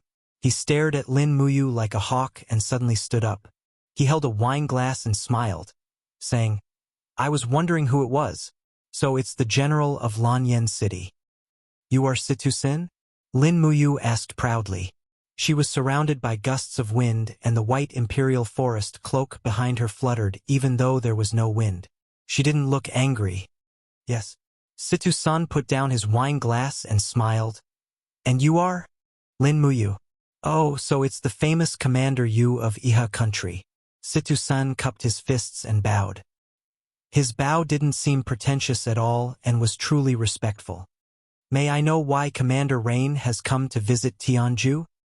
We have a batch of white diamond ornaments we bought from Chihai City. They were robbed outside the northern city of Lanyan City. I wonder if it was your association. Lin Muyu asked with a smile. Unexpectedly, Situ-sen confessed and laughed. Yes, I did order the looting, but I thought it was the noble ladies of Lanyan City who bought the goods. I didn't expect it to be Commander Yu's goods. Lin Muyu said, These white diamonds are used to refine white diamond arrowheads to fight against the demon race and the Iha kingdom. I hope your excellency can return them in full. Situ-san kept muttering to himself, but a young girl sitting beside him raised her eyebrows and said with a smile, What a joke! You think you can return it just because you say so? Who do you think you are? Lin Muyu looked up. This girl was dressed in military attire with 2 crescent blades hanging from her waist. They didn't look like weapons from the Middle Earth, but she was very pretty and somewhat similar to Situ Senator. She should be Situ Shui. Lin Muyu smiled and asked, What's wrong? North Ridge Mercenary Group leader? Situ Shui gently pulled out one of the crescent blades and smiled. Since Commander Rain knows me, Situ Shui, then you should know my style. If you can't win against my 2 blades, then don't mention returning the goods. More than a dozen of our men died in order to steal your goods. Humph, you killed people for their goods and sold them for profit. Lin Muyu raised her long sword lightly without unsheathing the dragon's spiritual sword. With a confident and arrogant attitude, she said, Miss Situ, come at me. If I can defeat you after unsheathing my sword, it'll be my loss. Arrogant. Situ Shui jumped down and raised her two blades, slashing down with the radiance of battle energy. Lin Muyu's martial soul surged, and the golden gourd wall broke out of her body, illuminating the entire meeting hall. The dragon spirit and the scabbard parried Situ Shui's double blades. But Situ Shui's movements were very agile. She immediately changed her move when her attack missed. One of her blades parried the dragon spirit, and the other slashed towards Lin Muyu's abdomen ruthlessly. What a fierce little girl! Lin Muyu shouted in a low voice. Dragon chi lingered around her left arm, and she raised her true dragon arm horizontally to parry Situ Shui's blade. At the same time, she turned her right wrist, and the dragon spirit cleverly spun in the air to parry Situ Shui's blade. The hilt of the sword fell down with a loud bang, directly hitting towards Situ Shui's shoulder. In your dreams, Situ Shui's beautiful face was filled with fighting spirit, and with a single step, she dodged the attack from the dragon spirit's hilt. Raising both of her blades horizontally, they shined like snowflakes as they slashed towards Lin Muyu's lower back. However, Lin Muyu's speed was even faster. She used the falling star step to dodge Situ Shui's attack, and at the same time, her battle boots were also filled with whirlwind do chi as she kicked out. Situ Shui could feel the power of this kick, and she hurriedly raised her blades in front of her chest to parry. But Lin Muyu's strength was too much stronger than hers. With a loud bang, Situ Shui's blades flew out of her hands, and she fell on the spectator's stand in a slightly awkward manner. Protect the leader. A group of high-ranking generals of the North Ridge Mercenary Corps stood up, pulled out their weapons, and pounced over. Lin Muyu didn't dodge, and she didn't even unsheath the dragon spirit. She directly swept over with whirlwind battle energy, and the attack carried the power of the god-binding chains, created an arc of energy impact, blowing more than a dozen generals away. Even the candles on the spectator stand were extinguished. Standing on the round disc with wisps of golden god-binding chains around her, Lin Muyu raised her head and asked proudly, "Who else wants to try?" Everyone was shocked and dumbfounded. It was common knowledge that Situ Shui was at the first level of the Heaven Realm, but Situ Shui was defeated in 3 moves by Lin Muyu without unsheathing her blade. The others definitely had no chance of winning. Clap, clap, clap. The sound of applause came from Situ Senator. He stood up proudly and said, "The 4 heroes of Lanyan are indeed worthy of their reputation. Situ Shui must be convinced of her defeat. But, Commander Yu, we, the Heaven Execution Society, have our own rules. I can return the white diamond to you, but you must win against me, Situ-sen, with this sword in my hand. Do you dare?" "Why not?" Lin Muyu slowly pulled out the dragon spirit and smiled proudly. "If I can't convince you, Situ-sen, how can I convince the world?" "What a big tone. I like it." Situ-san slowly pulled out his blade. It also had the soul of a saint beast. It was a sacred weapon. The slums also had a sacred weapon. Moreover, there were 3 milky white fighting spirits hovering above Situ-sen's blade. He was an expert at the middle level of the 3rd level of the Heaven Realm. Lanyan City was really full of hidden dragons and crouching tigers. Looking at Lin Muyu, Situ-san said lightly, "If Commander you can defeat me, Situ-san, in 3 moves you win." "Okay." Lin Muyu nodded. "Let's begin." Situ-sen roared and raised his fighting spirit to the peak. In fact, Lin Muyu's injury had not healed, and the strength of her fighting spirit might not be stronger than Situ-sen's. This was really an evenly matched battle. The only variable was the moves. Lin Muyu's moves were obviously far above Situ-sen's. Buzz. Raging flames surged. Lin Muyu's first move was a killing move, using fire to control the sword. Faced with the dragon spirit sword that was rotating at high speed and surging with true dragon origin fire, Situ-sen naturally had to go all out. With a loud shout, Doqi gathered on the blade of the sword. Rays of purple light appeared around his body like a whirlpool. Go! As Lin Muyu launched her sword, Situ-san quickly retreated as if he was escaping. However, a purple whirlpool of power was revolving around him, distorting the power of the dragon spirit fire spiral break. The next moment, Situ-sen roared and actually reversed the situation, blasting the dragon spirit sword at Lin Muyu. Damn! Heart-turning art. Situ-sen roared, and the dragon spirit sword counterattacked Lin Muyu. How is this possible? Lin Muyu was stunned. She hurriedly opened her right palm, and the power of stars surged. With a roar, she forcefully smashed the dragon spirit sword to the ground. Bang! Stone chips flew everywhere, and the shockwave forced those who were close to her to retreat. At the same time, the power of stars gathered in her right fist and suddenly jumped up. Lin Muyu adopted a condescending posture. The conference hall looked like it was penetrated by countless stars. The stars were shining all over the sky, and they gathered into Lin Muyu's palm strength. It fell from the sky. It was the third move of the star art, 5 mountains descend from the sky. And this time it was really the 5 mountains descend from the sky. The power of Lin Muyu's palm was no less than the pressure of a mountain. Since Situ-san had the ability of Big Dipper, let's see if he had the magical power of turning mountains. Facing Lin Muyu's great palm strength, Situ-sen's face was aghast. He held the long sword horizontally in front of his chest and forcibly stirred the heart-turning art's power.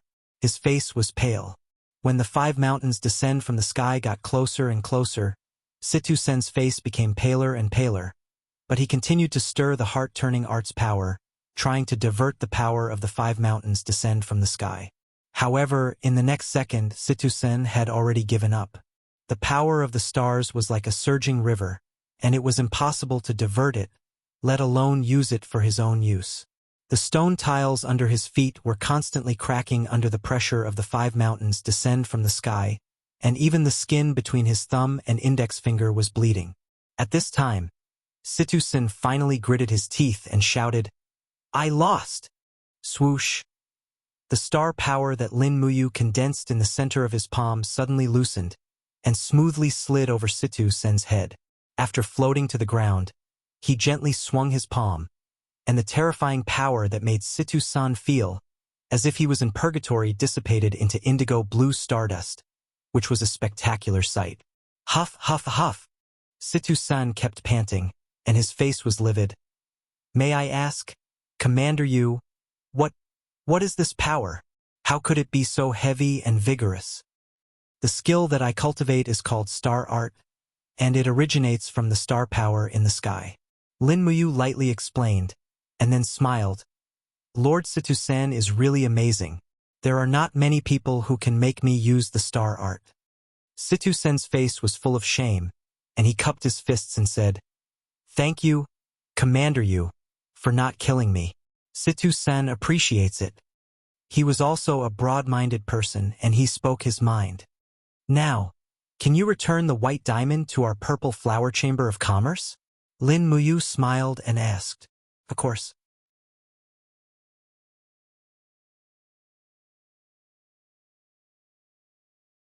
Chapter 4:15.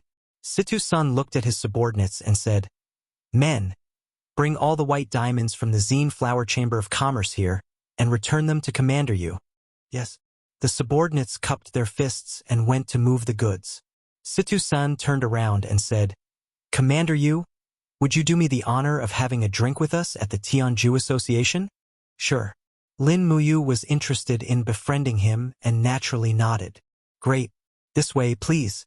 Situ-san led Lin Muyu to the host's table and set up another table with good wine and meat. Lin Muyu stayed behind to drink and raised her eyebrows. "Wei Cho, go and tell everyone to lift their guard and send someone over to move the goods." "Yes, Commander." Wei Cho turned around and left. Not long after Lin Muyu sat down, Situ Shui came over. She looked valiant and heroic. She raised her cup with both hands and smiled. "I was disrespectful just now. I hope, Commander, you will forgive me." This cup is a toast of apology from Situ Shui. Why would I? You don't have to take it to heart. Mississippi Lin Muyu raised her cup and drained it in one gulp. She turned to look at Situ-san and said, Sir Situ-san, you are so skilled that few people in the empire are your match. Why did you end up in a place like this, preying on the people and acting like a tyrant? I am ashamed. Situ-san looked ashamed and said, I was originally one of the captaincy of the Tianchong Legion. 4 years ago, I was seriously injured by Luolan's subordinate Yen Li in the battle at Lanyan City. Therefore, I hid in the slums to avoid the disaster. Later, I felt ashamed to meet the Empress again, so I hid in the slums, killed the original in charge of the Tianju Association, and made myself the leader. I see. Lin Muyu nodded. So it's Yen Li. Situ-sen's face was full of respect as he said, I heard that not long ago, Commander, you took back the head of Commander Qin Lei from the Iha Kingdom and killed dozens of generals from the Iha Kingdom, including Yen Li. Is it true? It's true. Lin Muyu patted the armor on her chest and said, My injuries haven't fully healed yet. It's all thanks to Lu Zhan and Yen Li. As he spoke, he raised his eyebrows and said, Sir Situ-san, the changing heart mantra that you used can turn your opponent's strength into your own. It's very mysterious and it sounds familiar. I seem to have heard of it somewhere before. Situ-san shuddered and said, Commander Ui, is there something you can't say? No, it's just that. Situ-san looked like he wanted to say something but stopped on second thought. Situ Shui couldn't stand it anymore and directly said, Commander Yu, my brother and I are the descendants of the famous General Situ Cheong of the Empire. However, my brother has been depressed in the Tianchong army. General Du Hai has no intention of promoting my brother for many years, so my brother has the intention of retreating. During the Battle of Lanyan City, my brother wasn't afraid of death. Please investigate clearly, Lin Muyu said softly. It doesn't matter. During the Battle of Lanyan City, everyone was running for their lives in a daze. Who could care about others? However, now that Empress Qinin has ascended to the throne, an expert like you, Situ-san, is living in the slums of Lanyan City. Don't you feel that you're useless? I know, but, Situ-san said with some distress, I'm afraid that the imperial court is full of treacherous people, and there's no place for people like me. That won't happen. Lin Muyu said confidently, As long as you're willing, I can recommend you to Her Highness. With your ability and appeal, I believe you can build a new army.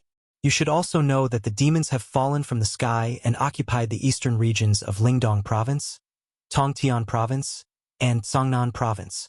The empire is in need of manpower now. Situ-sen's eyes lit up, and he said, I don't need Commander Yu's recommendation. Why? Lin Muyu was stunned. Situ-san suddenly took a big gulp of hard liquor. His eyes were burning as he said, Although I'm not in the imperial court, I know how dirty it is. Lord Lan and Lord Yun each occupy half of the empire, and the Empress lives in the cracks. If I really build an imperial army, it will most likely be controlled by either Lord Lan or Lord Yun. I, Situ-sen, have been open and above board all my life, and I don't want to be that kind of lowly person. So, Commander Yu, please accept me.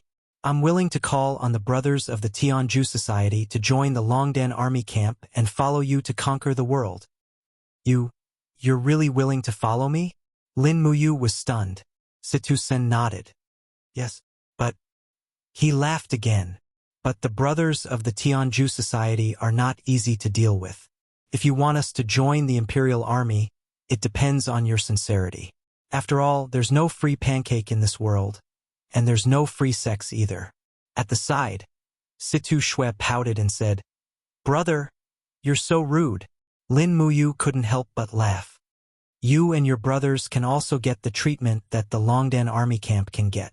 When the time is right, all of you will become members of the Longdan army camp. Situ-sen nodded. These are not problems. If it's to kill the demons and show our loyalty to the Empire, we definitely won't have any objections.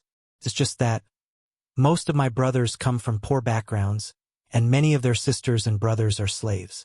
Situ-sen only asks for one thing. If you can get an imperial edict from Her Highness to pardon their families, we will definitely follow you to our deaths. Pardon? Lin Muyu furrowed his brows and remained silent. Why, Commander, you don't dare?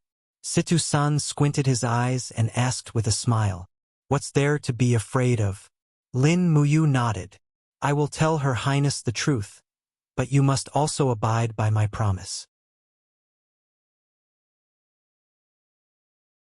From today onwards, your men can no longer do evil, bully the people and rob. Otherwise, if the Longdan army camp catches them, they will kill every single one of them. Don't blame me for being ruthless. Situ-san cupped his fists. Rest assured, sir. Please trust me. Situ Senator, I won't let you down. Lin Muyu raised her head and looked at Situ Shui. Suddenly, Situ Shui's heart was beating wildly under the gaze of this handsome commander.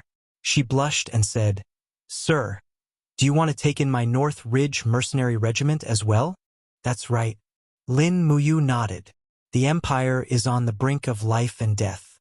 Your North Ridge Mercenary Regiment is the strongest in Lanyan City. Do you still want to occupy a mountain and wait to reap the benefits? Miss Situ Shui, I can tell you the truth. If the steel wall of Tsangnan province fails, the demon clan will definitely massacre every inch of the empire. No matter which mountain the North Ridge Mercenary Regiment hides in, they won't be able to escape this disaster. Hee, Commander. Don't scare me. Situ Shui patted her chest and pretended to be extremely scared. She continued to ask with a smile, Commander, are the demon clan really as powerful as the legends say? Yes, even a sanctuary expert like Du Hai was killed. You can imagine how powerful the demon clan is. Lin Muyu said. Then, has Commander you fought with Lei Chong? Yes. What are the odds of winning? No chance of winning. Lin Muyu answered honestly. It can't be? Situ Shui stuck out her tongue and said, Even Commander you, with her amazing cultivation, is no match for them? Yes. Lin Muyu looked at her with a smile. Let's get back to business. I am now one of the generals of the Empire. I have enough power to decide these things. Miss Situ Shui, are you willing to lead the North Ridge Mercenary Regiment to join our Longdan army camp? Well, Situ Shui said awkwardly, I don't have the final say on this. If you want all of them to join, it will be a little difficult. First of all, they must have enough money to settle down. What do you mean by that? We mercenaries are different from you soldiers. We can only stay on the mountain and don't even have a home. Many of our brothers don't even have a wife. So, we need at least 200 Jinin coins to settle down their families in a house around Lanyan City. Otherwise, they won't give up the mercenary commission and become soldiers of the Empire. I see. How many people are there in the North Ridge Mercenary Regiment? More than 15,000. All right. Lin Muyu looked at Situ Shui and said, It's a deal. I will take out 3 million Jinin coins and you must lead the North Ridge Mercenary Regiment to join the Longdan army camp. All right. Situ Shui shook Lin Muyu's hand and said, It's a deal. As she spoke, she blushed again. Lin Muyu couldn't help but look at Situ-san and asked, How did your sister become the leader of the North Ridge Mercenary Regiment? Isn't it simple? Situ-san chuckled. She started as an ordinary mercenary and fought her way up. Finally, she defeated the old leader with 2 swords. After the old leader retired, it was her turn. I see. It was almost dusk when Lin Muyu and Situ-san finally came to an agreement. Although Situ-san was a straightforward person, he also gave a lot of conditions. On the other hand, Situ Shui's conditions were simpler. She was willing to join the Longdan army camp as long as she had the money. However, she and her brother had to be given the position of captaincy. This was simple. Lin Muyu could use the seal to confer the title of commander. Under the setting sun, Lin Muyu, Wei Chou, and Fengshi slowly left the slums. Commander, do you really trust Situ-sen? Wei Chou asked worriedly. Trust. Lin Muyu nodded and suddenly smiled. Although this person isn't easy to deal with his cultivation and charisma, he will be a great help if I can use him. No matter what, our Longdan army camp needs people like him. and the leader of the North Ridge Mercenary Regiment Situ Shui. Have you decided to recruit this group of mercenaries? Yes. What are we going to do now? To see Her Highness and request for an imperial edict to truly subdue Situ San and Situ Shui.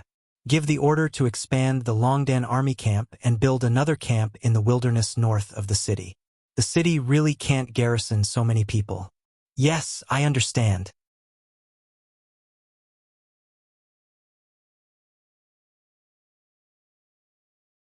Chapter 4:16.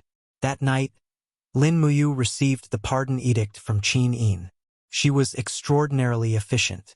She brought Fengxi, Su Jiantao, and the others to the slums in the east of Lanyan City and read the edict to everyone. Then, she gave the edict to Situ Senator. With this edict, he could pardon any servant related to the Heaven Judgment Society. As for the gold Hun coins, it took Jin Xiaodang half a day to gather 3 million gold Hun coins. However, in exchange, Lin Muyu had to forge some dream of returning peaks and a batch of weapons for the Chamber of Commerce. She had nothing better to do anyway. 6 days passed in the blink of an eye. Lin Muyu's injuries had recovered by 90%. Her strength had mostly recovered, and there were signs that she was stronger than before. Her battle chi had become thicker and purer. As her strength improved, the God-binding chains and martial soul gourd also became stronger day by day. This was something he could feel. Early in the morning, the holy temple was silent. Frost covered the ground on this winter morning, and the temperature dropped sharply. It was so cold that people shivered. It seemed that the first snow of the year was about to arrive. In the center of the hall, a purple stone was placed there, surrounded by Guyang, Zhou Yao, Bailey Fu, and Zheng Shanhe. The 4 deacons, Guyang, Zhou Yao, Bailey Fu, and Zheng Shanhe. In addition, even Chu Chu was there. He was reading a thick book with a face full of suspicion. Chu, did you find it? Lin Muyu asked with a smile. Not yet. Chu Chu shook his head. Lin Muyu smiled. Why don't we forget about it? There's no need to name my martial soul, right? That won't do. Guyang's tone left no room for argument. You are now the Grand Deacon, the soul of the Empire's cultivation world. If we can't even identify your martial soul and name it, then I'm afraid the Myriad Soul Canon will no longer be the #1 canon in the world regarding martial souls. Okay then. Lin Muyu drank her tea. After a while, Chu Chu finally lost his patience. He closed the book and said, I'm afraid. There was no mention of Yu's martial spirit in the books of our ancestors. In my opinion, why don't we test the strength of our martial spirits ourselves, and determine the levels of our martial spirits, then we can just name them. Guyang laughed. All right, that's what I mean too. Chu Chu nodded. You. Go to the testing stone and summon your green gourd. Push your martial spirit's power to the highest level. Yes, Chu. Lin Muyu stood up and walked to the testing stone. This stone was collected from deep within the mountains. It possessed natural spiritual energy and was naturally sensitive to human martial spirits. Lin Muyu gently placed her palm on the stone. The golden gourd emerged from her body. As Lin Muyu activated her Do Qi, the light became more and more intense. In the blink of an eye, it let out a wong wong sound, illuminating the entire temple. The light on the testing stone continued to shine. It changed from green to green, then to black, then to deep red, and finally stopped at purple. It's purple now. Guyang was overjoyed. Chu's martial spirit has already reached the purple 1st grade. Under Yu's cultivation, this gourd martial spirit has already advanced to the 1st grade. Chu Chu twirled his beard and laughed. Yu is indeed talented. He can do what others can't. I can feel that this green gourd martial spirit has the essence of the 7 luminaries' Shen force. As you grew, the essence of the martial spirit was changed by the 7 luminaries' Shen force. That's why its power is so powerful. In my opinion, Yu's 1st grade martial spirit should be named 7 luminaries Holy Gourd. Deacon Guyang, what do you think? Guyang chuckled. Good name. Chu is really knowledgeable. This 7 luminaries Holy Gourd is enough to become a 1st grade martial spirit. Guyang picked up a brush, dipped it in ink, and wrote the name of 7 luminaries' holy gourd on the second page of the Book of 10,000 Souls. At the same time, there were 6 other first-grade martial spirits: God-binding chain, demon blood saber, purple dragon, 8 desolate sword, dragon beard vine, and stepping fire tiger. Chu-Chu squinted his eyes and said, "You, summon your God-binding chain and push your power to the highest level." "Yes, Chu." Lin Muyu gave a low shout, and 9 golden God-binding chains appeared around her. Light swirled around her, and as Lin Muyu exerted her strength, the golden light expanded explosively. At the same time, a faint starlight from the 9 heavens appeared around the golden light, and the power of the stars seeped into the God-binding chains, giving off a domineering aura. The light on the testing stone continued to expand until it turned purple. Then, blue starlight appeared above the purple. It was a spectacular sight. "Wow, it can't be?" Zhou Yao was dumbfounded. Bai Lifu's eyes also widened. "Could it be? Deacon's God-binding chain has surpassed the first-grade martial spirit?" Guoyang's hands were trembling, and he was very excited. Yu's God-binding chain seems to have changed. Yes, Chu-Chu smiled as if he was looking at a fire. "I don't know why, but the star arts that Ayu cultivates can actually fuse with the God-binding shackles, causing the star arts that are infused with the God-binding shackles to be even more overbearing. This is really a stroke of luck. The power of the God-binding shackles is indeed above the first class of martial spirits. Deacon Guoyang, how do you think we should classify it?" Guoyang's breathing was a little hurried, and his face was red. This is a miracle. In the history of the Holy Temple, there has never been a situation like this. A martial spirit that surpasses the first grade. Are we going to create a new classification for martial spirits? Chu-Chu smiled. "That's not impossible.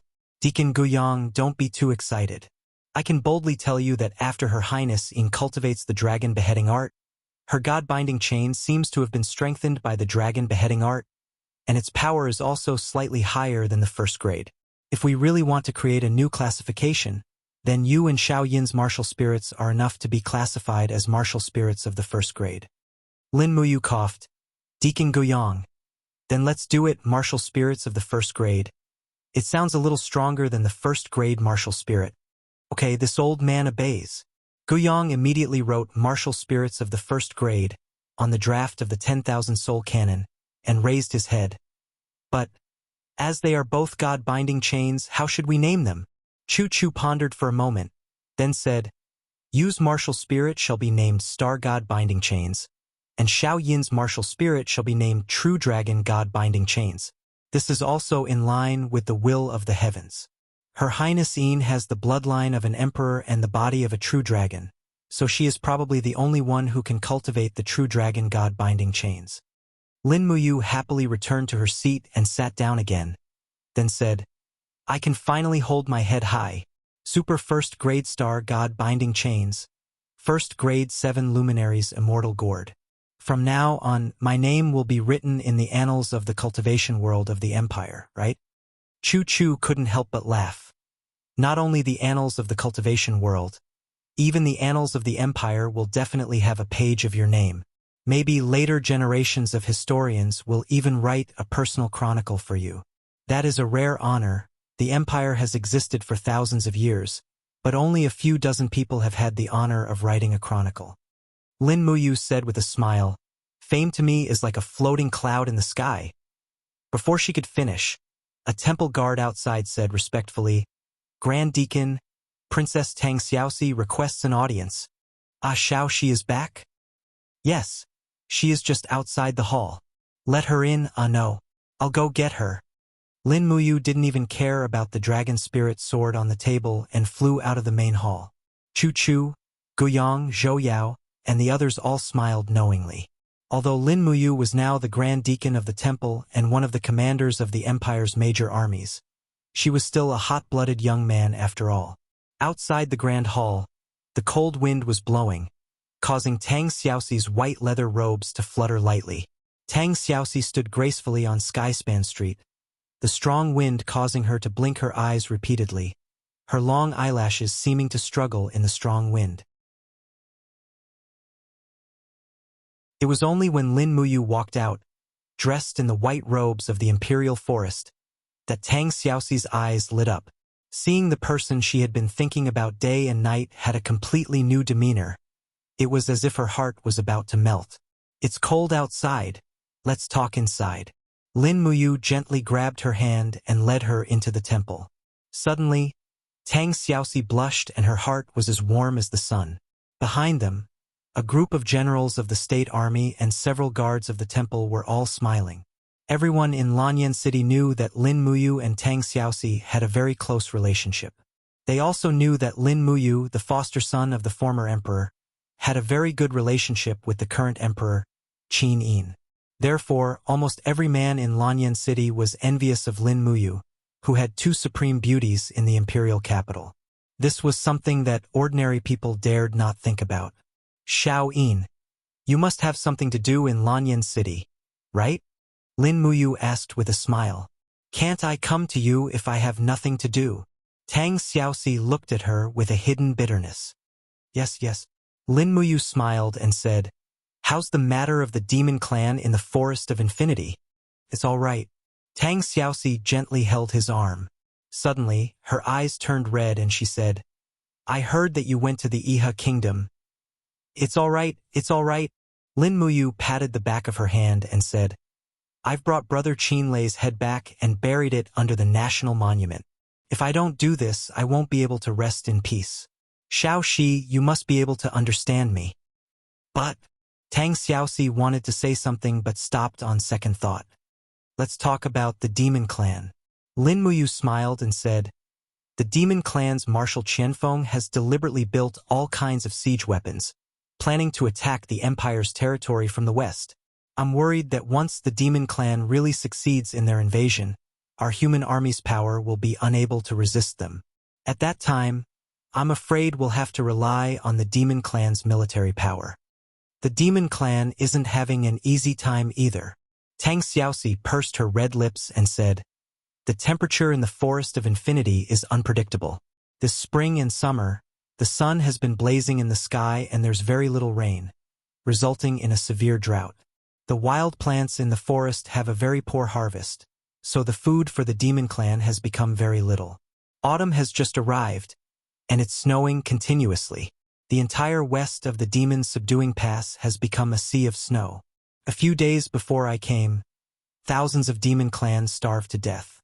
So this time, I came to Lanyan City to borrow food from Xiao Yin." "Ah?" Lin Muyu was slightly stunned. She touched her nose and said, "Shall I accompany you to see Xiao Yin?" Okay."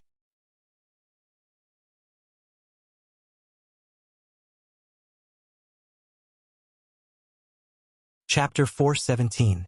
Borrow Rations?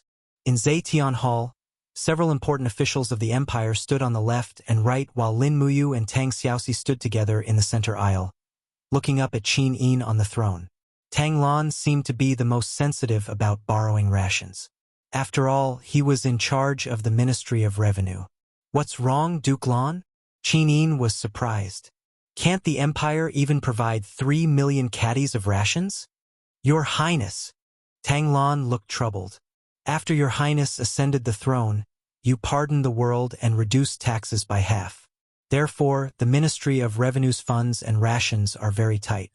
3 million caddies of rations may not seem much, but your Highness might not know this. A soldier's rations are about 2 caddies a day, and the rations of 10,000 soldiers are 20,000 caddies a day. The Empire has a total of 200,000 soldiers stationed around the Empire, and we have to provide 400,000 caddies of rations to these troops every day. We are already tight on rations, and if we give it to the demons, I'm afraid." Tang Xiaoxi bit her red lips and said, "But these 3 million caddies of rations are too important to the demons. It can even save 100,000 demon casualties." Lin Muyu interceded. "Duke Lan, you are in charge of the Ministry of Revenue. If you squeeze a little, you should be able to gather 3 million caddies of rations, right? If you really can't, we can always buy it with money." Tang Lan cupped his fists and said, "Commander, you might not know this, but Lanyan City's harvest today isn't too good. Moreover, to transport rations from Lanyan City to the Forest of Infinity, war chariots can't be used in the forest, so we can only rely on commoners to carry them. With the commoners' speed, it will take at least 15 days to reach the Forest of Infinity. They have to eat 1 caddy of rations a day, which means 15 caddies of rations in 15 days, and 30 caddies for a round trip. A commoner can only carry 60 caddies at most, so transporting rations to the demons isn't 3 million caddies, but 6 million caddies. Tang Xiaoxi's pretty face darkened. But Grandpa? Tang Lan looked at Tang Xiaoxi, the granddaughter he doted on the most, and his gaze couldn't help but soften. But Xiaoxi, don't worry, Grandfather will think of a way for you. For these 6 million caddies, the National Treasury will provide 2 million caddies, and Grandfather will help you gather the remaining 4 million caddies. Don't worry, the first batch of grain will be on the road tomorrow. As she spoke, Tang Lan looked at Qin Yin respectfully and said, Your Highness, I wonder if this is appropriate. Qin Yin nodded and smiled. The monster race is our vassal nation. We should help them. As long as we can save the monster race, anything is fine. Thank you, Master Lan, for putting in so much effort for the nation. Tang Lan, thank you, Your Highness, for understanding this old subject. Oh, right. Is there anything else? Yes. Tang Lan cupped her fists and said, Recently, the Longdan army camp seems to have built quite a number of camps at the edge of the forest north of Lanyan City. When this old subject's men patrolled the city, they saw many people who didn't belong to the Imperial Army holding weapons and wearing armor, practicing fighting tactics. There were quite a number of them, at least 30,000. Moreover, the North Ridge Mercenary Corps seemed to be there as well. Does Your Highness know about this? Qin Yin was taken aback. I know.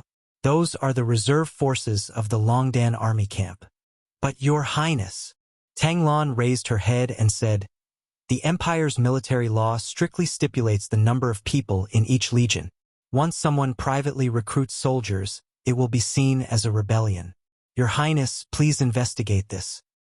If that's the case, Qin Yin stood up slowly, her eyes full of smiles. The Longdan army camp commander Lin Muyu has made great contributions in saving the nation.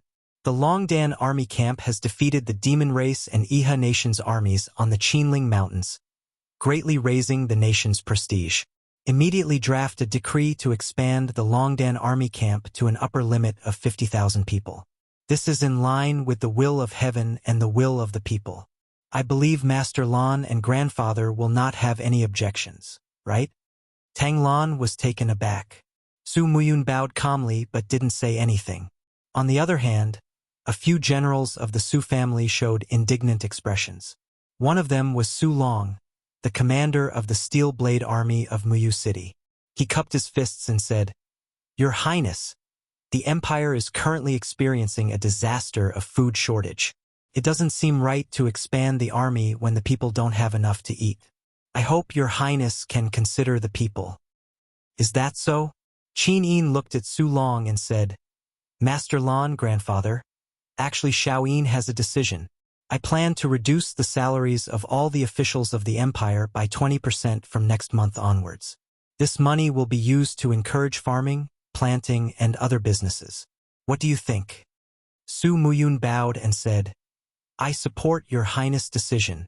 I'm just worried that those officials who are used to living a good life will not be convinced. It's okay. They will be convinced. Qin Yin smiled and said, Draft an imperial decree. When the empire is in danger, all the official salaries will be reduced by 20%. In addition, the Ministry of War will provide all the weapons, food, and horses needed for the expansion of the Longdan army camp. Do not neglect them. Everyone cupped their fists and said, Yes, Your Highness.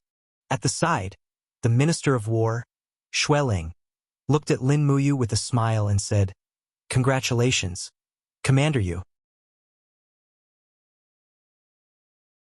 You have finally been promoted from a battalion commander to a corps commander. According to the Empire's military system, an army with less than 20,000 people could only be considered a battalion, An army with more than 20,000 people could be called a corps. There was no upper limit to the number of people in a corps. The prestige and authority of a corps commander was obviously much higher than that of a battalion commander. The biggest beneficiary of the expansion of the Longdan army camp was undoubtedly Lin Muyu. Currently, he was an indispensable existence in the Empire's army. "Thank you, Sir Xueling." Lin Muyu smiled humbly and said, "In the future, we will still have to rely on Sir Xueling to take care of the Longdan army camp. Otherwise, we will not be able to provide food and weapons. This number of people will be useless." Xueling laughed and said, "Don't worry, Commander Yu. This is a decree personally issued by His Highness. I will definitely take care of it personally. I will not let the Longdan army camp be neglected in terms of military supplies. And thank you." In the afternoon, 100 carriages full of food left Lanyan City for the demon-subduing pass. Tang Lan valued Tang Xiaoxi's affairs very much. This efficiency was really admirable. According to Tang Xiaoxi's order, after this batch of food arrived at the demon-subduing pass, the guardian army of Tang Town would send it to the Forest of Infinity. The demon tribe in the Forest of Infinity would also send people to receive it. In this way, the rations and manpower of the people could be saved. It was not as terrible as Tang Xiaoxi described. However, it seemed that Tang Xiaoxi still could not forgive Tang Lan. She only promised him to go back to the Duke's mansion for dinner at night. In the afternoon, she still followed Lin Muyu with dozens of guards. In the afternoon, Lin Muyu's task was to check the newly built Longdan army camp. In fact, he was very worried. Although Situ Sen used to be a senior imperial general, he had been a big hooligan for 4 years after all. His way of doing things had gradually changed. He was not like Wei Chou, Feng Shi, and the others who scrupulously abided by their duties. As expected, the newly built Longdan army camp outside the northern part of the city was very chaotic. Lin Muyu led 1,000-man Longdan army camp heavy cavalry into the camp slowly. On both sides of the camp were tents that were randomly set up, and the mud on the ground had not been filled up. In the wilderness, many Heaven Execution Society disciples from the slums were fighting over the few pieces of armor and emblems of the Longdan army camp. All of them were red in the face from arguing. On the other side, there was a bard sitting in the mud playing the horsehead zither. A group of recruits from the Longdan army camp surrounded him and cheered. Further away, there were a few burly recruits wrestling. Some even started a bet. Tang Xiaoxi looked around with her bright eyes and couldn't help but laugh. "I say, Commander Mu, your recruits from the Longdan army camp look really good. I really don't know how you are going to train them in the future." Lin Muyu's face was ashen. "Damn, I'm so angry. Someone, where's Situ-sen? Get him here." "Yes, Commander." In the chaotic crowd, Situ-sen rode over on his horse. He wore a captaincy rank with 2 gold stars on his neck. He was wearing a fiery red general robe of the Longdan army camp. He cupped his fists respectfully and said, "Greetings, Commander." Situ Senior Lin Muyu pointed at the group of people in the camp and said, "Are these the recruits you brought me? You used to be a general of the Empire. Is there anyone who leads troops like you?" Situ-san said solemnly, "Commander, you don't know that these people were originally ruffians. It's not easy to train them into real soldiers of the Empire. Can't be done in a day or two. Since they can't adapt to the barracks life for the time being, and there are no concubines in the Longdan army camp, I have allowed them to go to the flower restaurant in Lanyan City twice a week. If conditions permit, they can have a concubine, but they can't bring her into the barracks. They are allowed to fight once every 3 days, but they can't be killed. They are allowed to pick their nostrils during combat training, but not more than 3 times a day." Lin Muyu was so angry that she almost fainted. "Situ-san, you treat my Longdan army camp as a cattle farm." Wei Chou also said, "Situ-san, is there anyone who leads troops like you?" Situ-san immediately glared at him and said, "Wei Chou, don't think that you're great just because you're the deputy commander. Let me tell you, I, Situ-san, can defeat you within 3 moves with 50% of my strength. The commander can scold me, Situ-san, But you, Wei Chou, don't have the right to do so. Wei Chou almost died of anger. Lin Muyu narrowed her eyes and asked, General Situ-san, are you really going to lead troops like this? Can such a Longdan army camp really fight against the demons? I'm very worried. Situ-san cupped his fists respectfully and smiled. His eyes were full of deep meaning. He said, Commander, if you trust me, Situ-san, then give me the full authority to train the new soldiers. Don't worry. Once we really fight against the demons, I can guarantee that these grandsons will immediately forget about the prostitutes in the brothel. They will carry their weapons and risk their lives to fight against the demons with us. Yes. Lin Muyu nodded approvingly and said with a smile, Perhaps, only blood can let them know what war is like. There will be such an opportunity. Situ-sen nodded. Commander, further north is the camp of Ah Shui's Third Corps. North Ridge Mercenary Group will definitely satisfy you. Yes, let's go.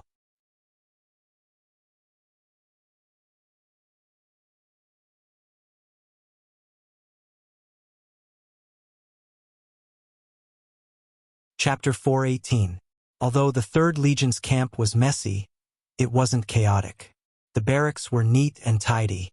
From afar, the North Ridge Mercenary Group's mercenaries had already removed the mercenary badges on their shoulders and were training their combat skills in a row of 100 people. Moreover, this group of mercenaries was originally equipped. After all, they were the top mercenary group in Lanyan City, so their combat strength would definitely not be weak. Situ Shui rode her horse over with a face full of smiles. With twin blades hanging from her waist, she bowed respectfully and said, I'm Situ Shui. Greetings, Commander. Greetings. This is? Tang Xiaoxi smiled and said, Tang Xiaoxi. So you're Princess Shi. Situ Shui looked at her in high spirits and said with a smile, Princess Shi led the Demon Clan and the National Garrison Army to recover Lanyan City during the crisis. Your name has long spread throughout the empire. I'm Situ Shui. Greetings, Princess Shi. No need to stand on ceremony. Tang Xiaoxi chuckled. You're Mu's woman, which means you're my friend. We'll be family from now on. Thank you for your trust, Princess Shi. Tang Xiaoxi blinked and suddenly asked, Oh yes, your North Ridge Mercenary Group is known as the top mercenary group in North Ridge Province. You've been living a carefree life in Xiaoyao. Why did you join the Longdan army camp and be restricted by the Empire's military system? Situ Shui was stunned. She cupped her fists and said, Princess, the first reason is that although mercenaries are very free, they're like a group of soulless walking corpses. They don't know what they're fighting for. Situ Shui wants to become an imperial general and lead the brothers to fight for the empire. The second reason is that Situ Shui wants to be together with my brother. Situ Senator, the third reason is that the only person who can easily defeat Situ Shui, who is noble and uncorrupted, is Commander Yu. Therefore, Situ Shui is willing to give her life to Commander Yu. He's noble and uncorrupted? Tang Xiaoxi glanced at Lin Muyu and couldn't help but chuckle. This fellow is very cunning. You'll know in the future. Cough, cough. Lin Muyu coughed and said, Don't destroy my glorious image in the eyes of my subordinates. All right, General Shui, continue with your training. I'll accompany Princess Shi to walk around. The flag and emblem of the Longdan army camp are being made and will be sent over soon. As for the uniform, armor, and weapons, it'll take some time. Please wait patiently. Yes, Commander. Situ Shui cupped her fists respectfully. Tang Xiaoxi and Lin Muyu left the camp slowly. Tang Xiaoxi pouted and said, Mu, you're such a playboy. Does this Situ Shui like you too? No. Don't let your imagination run wild, Lin Muyu said righteously. She only admires my sacred domain's strength. Humph. I'd be a fool to believe you. Wei Chou and Fengshi snickered at the back.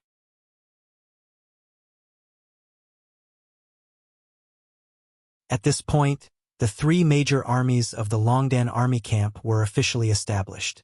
The first army was led by Wei Chou and had 20,000 people after recruitment. The second army was led by Situ San and had 15,000 people. The third army was led by Situ Shui and also had 15,000 people. There were a total of 50,000 people in the army, and it quickly became one of the bravest main armies in the empire. When it was close to evening, Tang Xiaoxi invited Lin Muyu to the Duke's mansion in Seven Seas City to participate in the family banquet. Initially, Lin Muyu refused, but seeing Tang Xiaoxi's pitiful look, she had no choice but to follow. She knew that Tang Lu and Tang Tian wouldn't treat her well, but she was worried that something might happen to Tang Xiaoxi, so she had no choice but to follow. At night, the lanterns in Lanyan City were lit, and the night sky was as mesmerizing as a noble lady's evening gown. The sound of horse hooves was a little chaotic.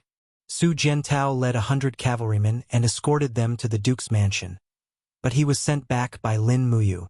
After all, Lin Muyu already had a sacred domain cultivation base.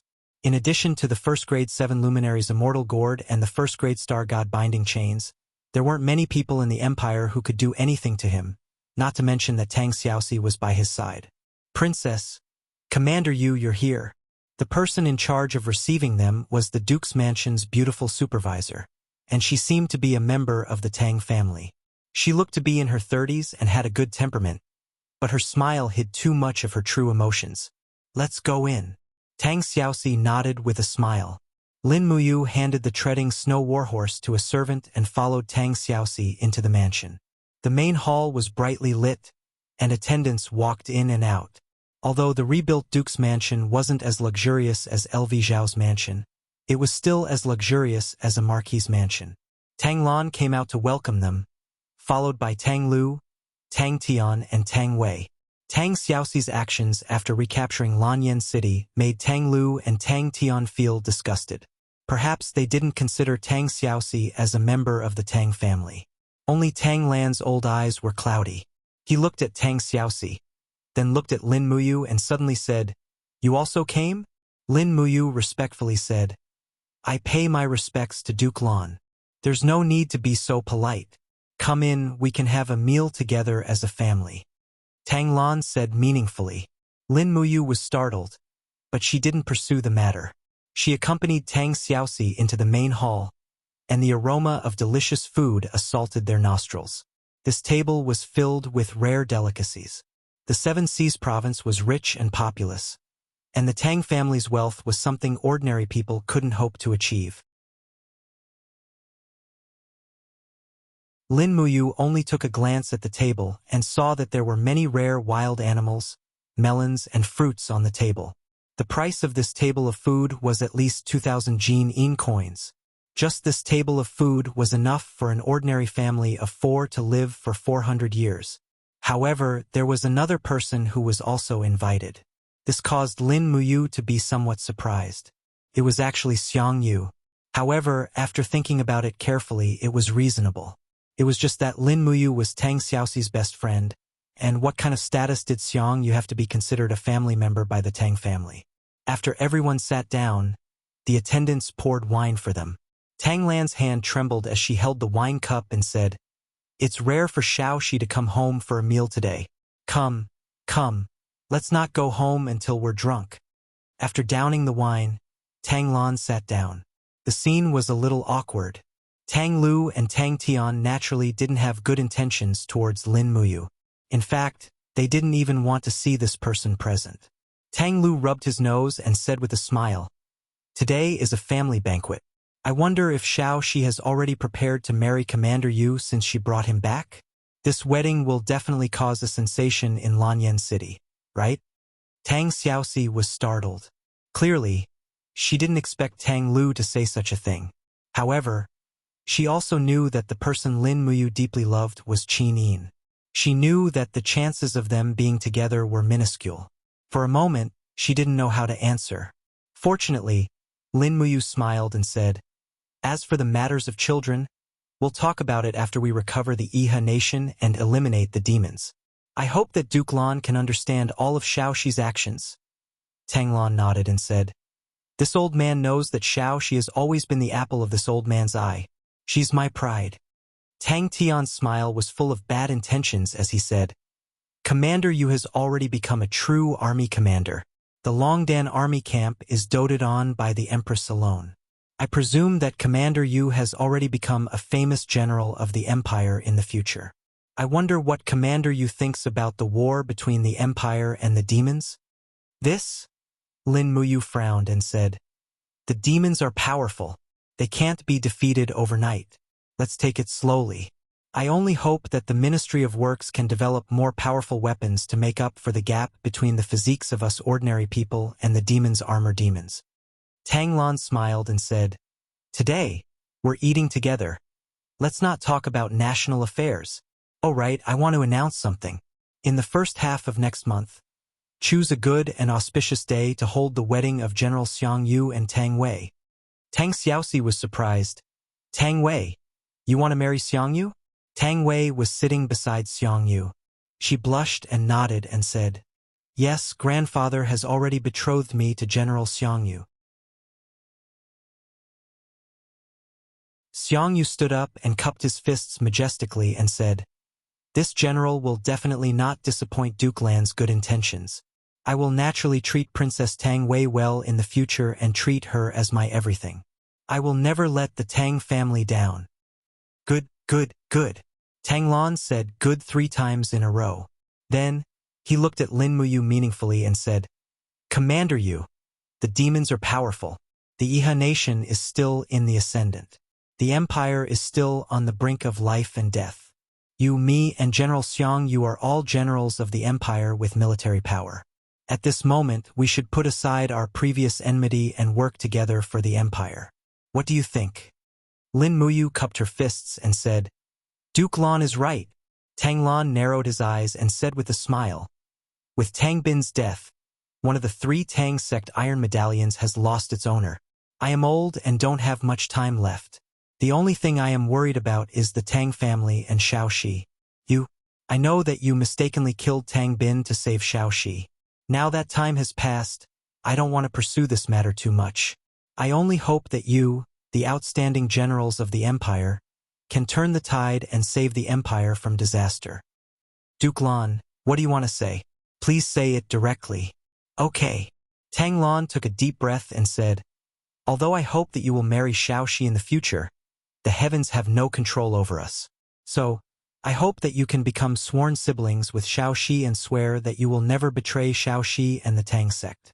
I will bestow the last Tang sect iron medallion to you.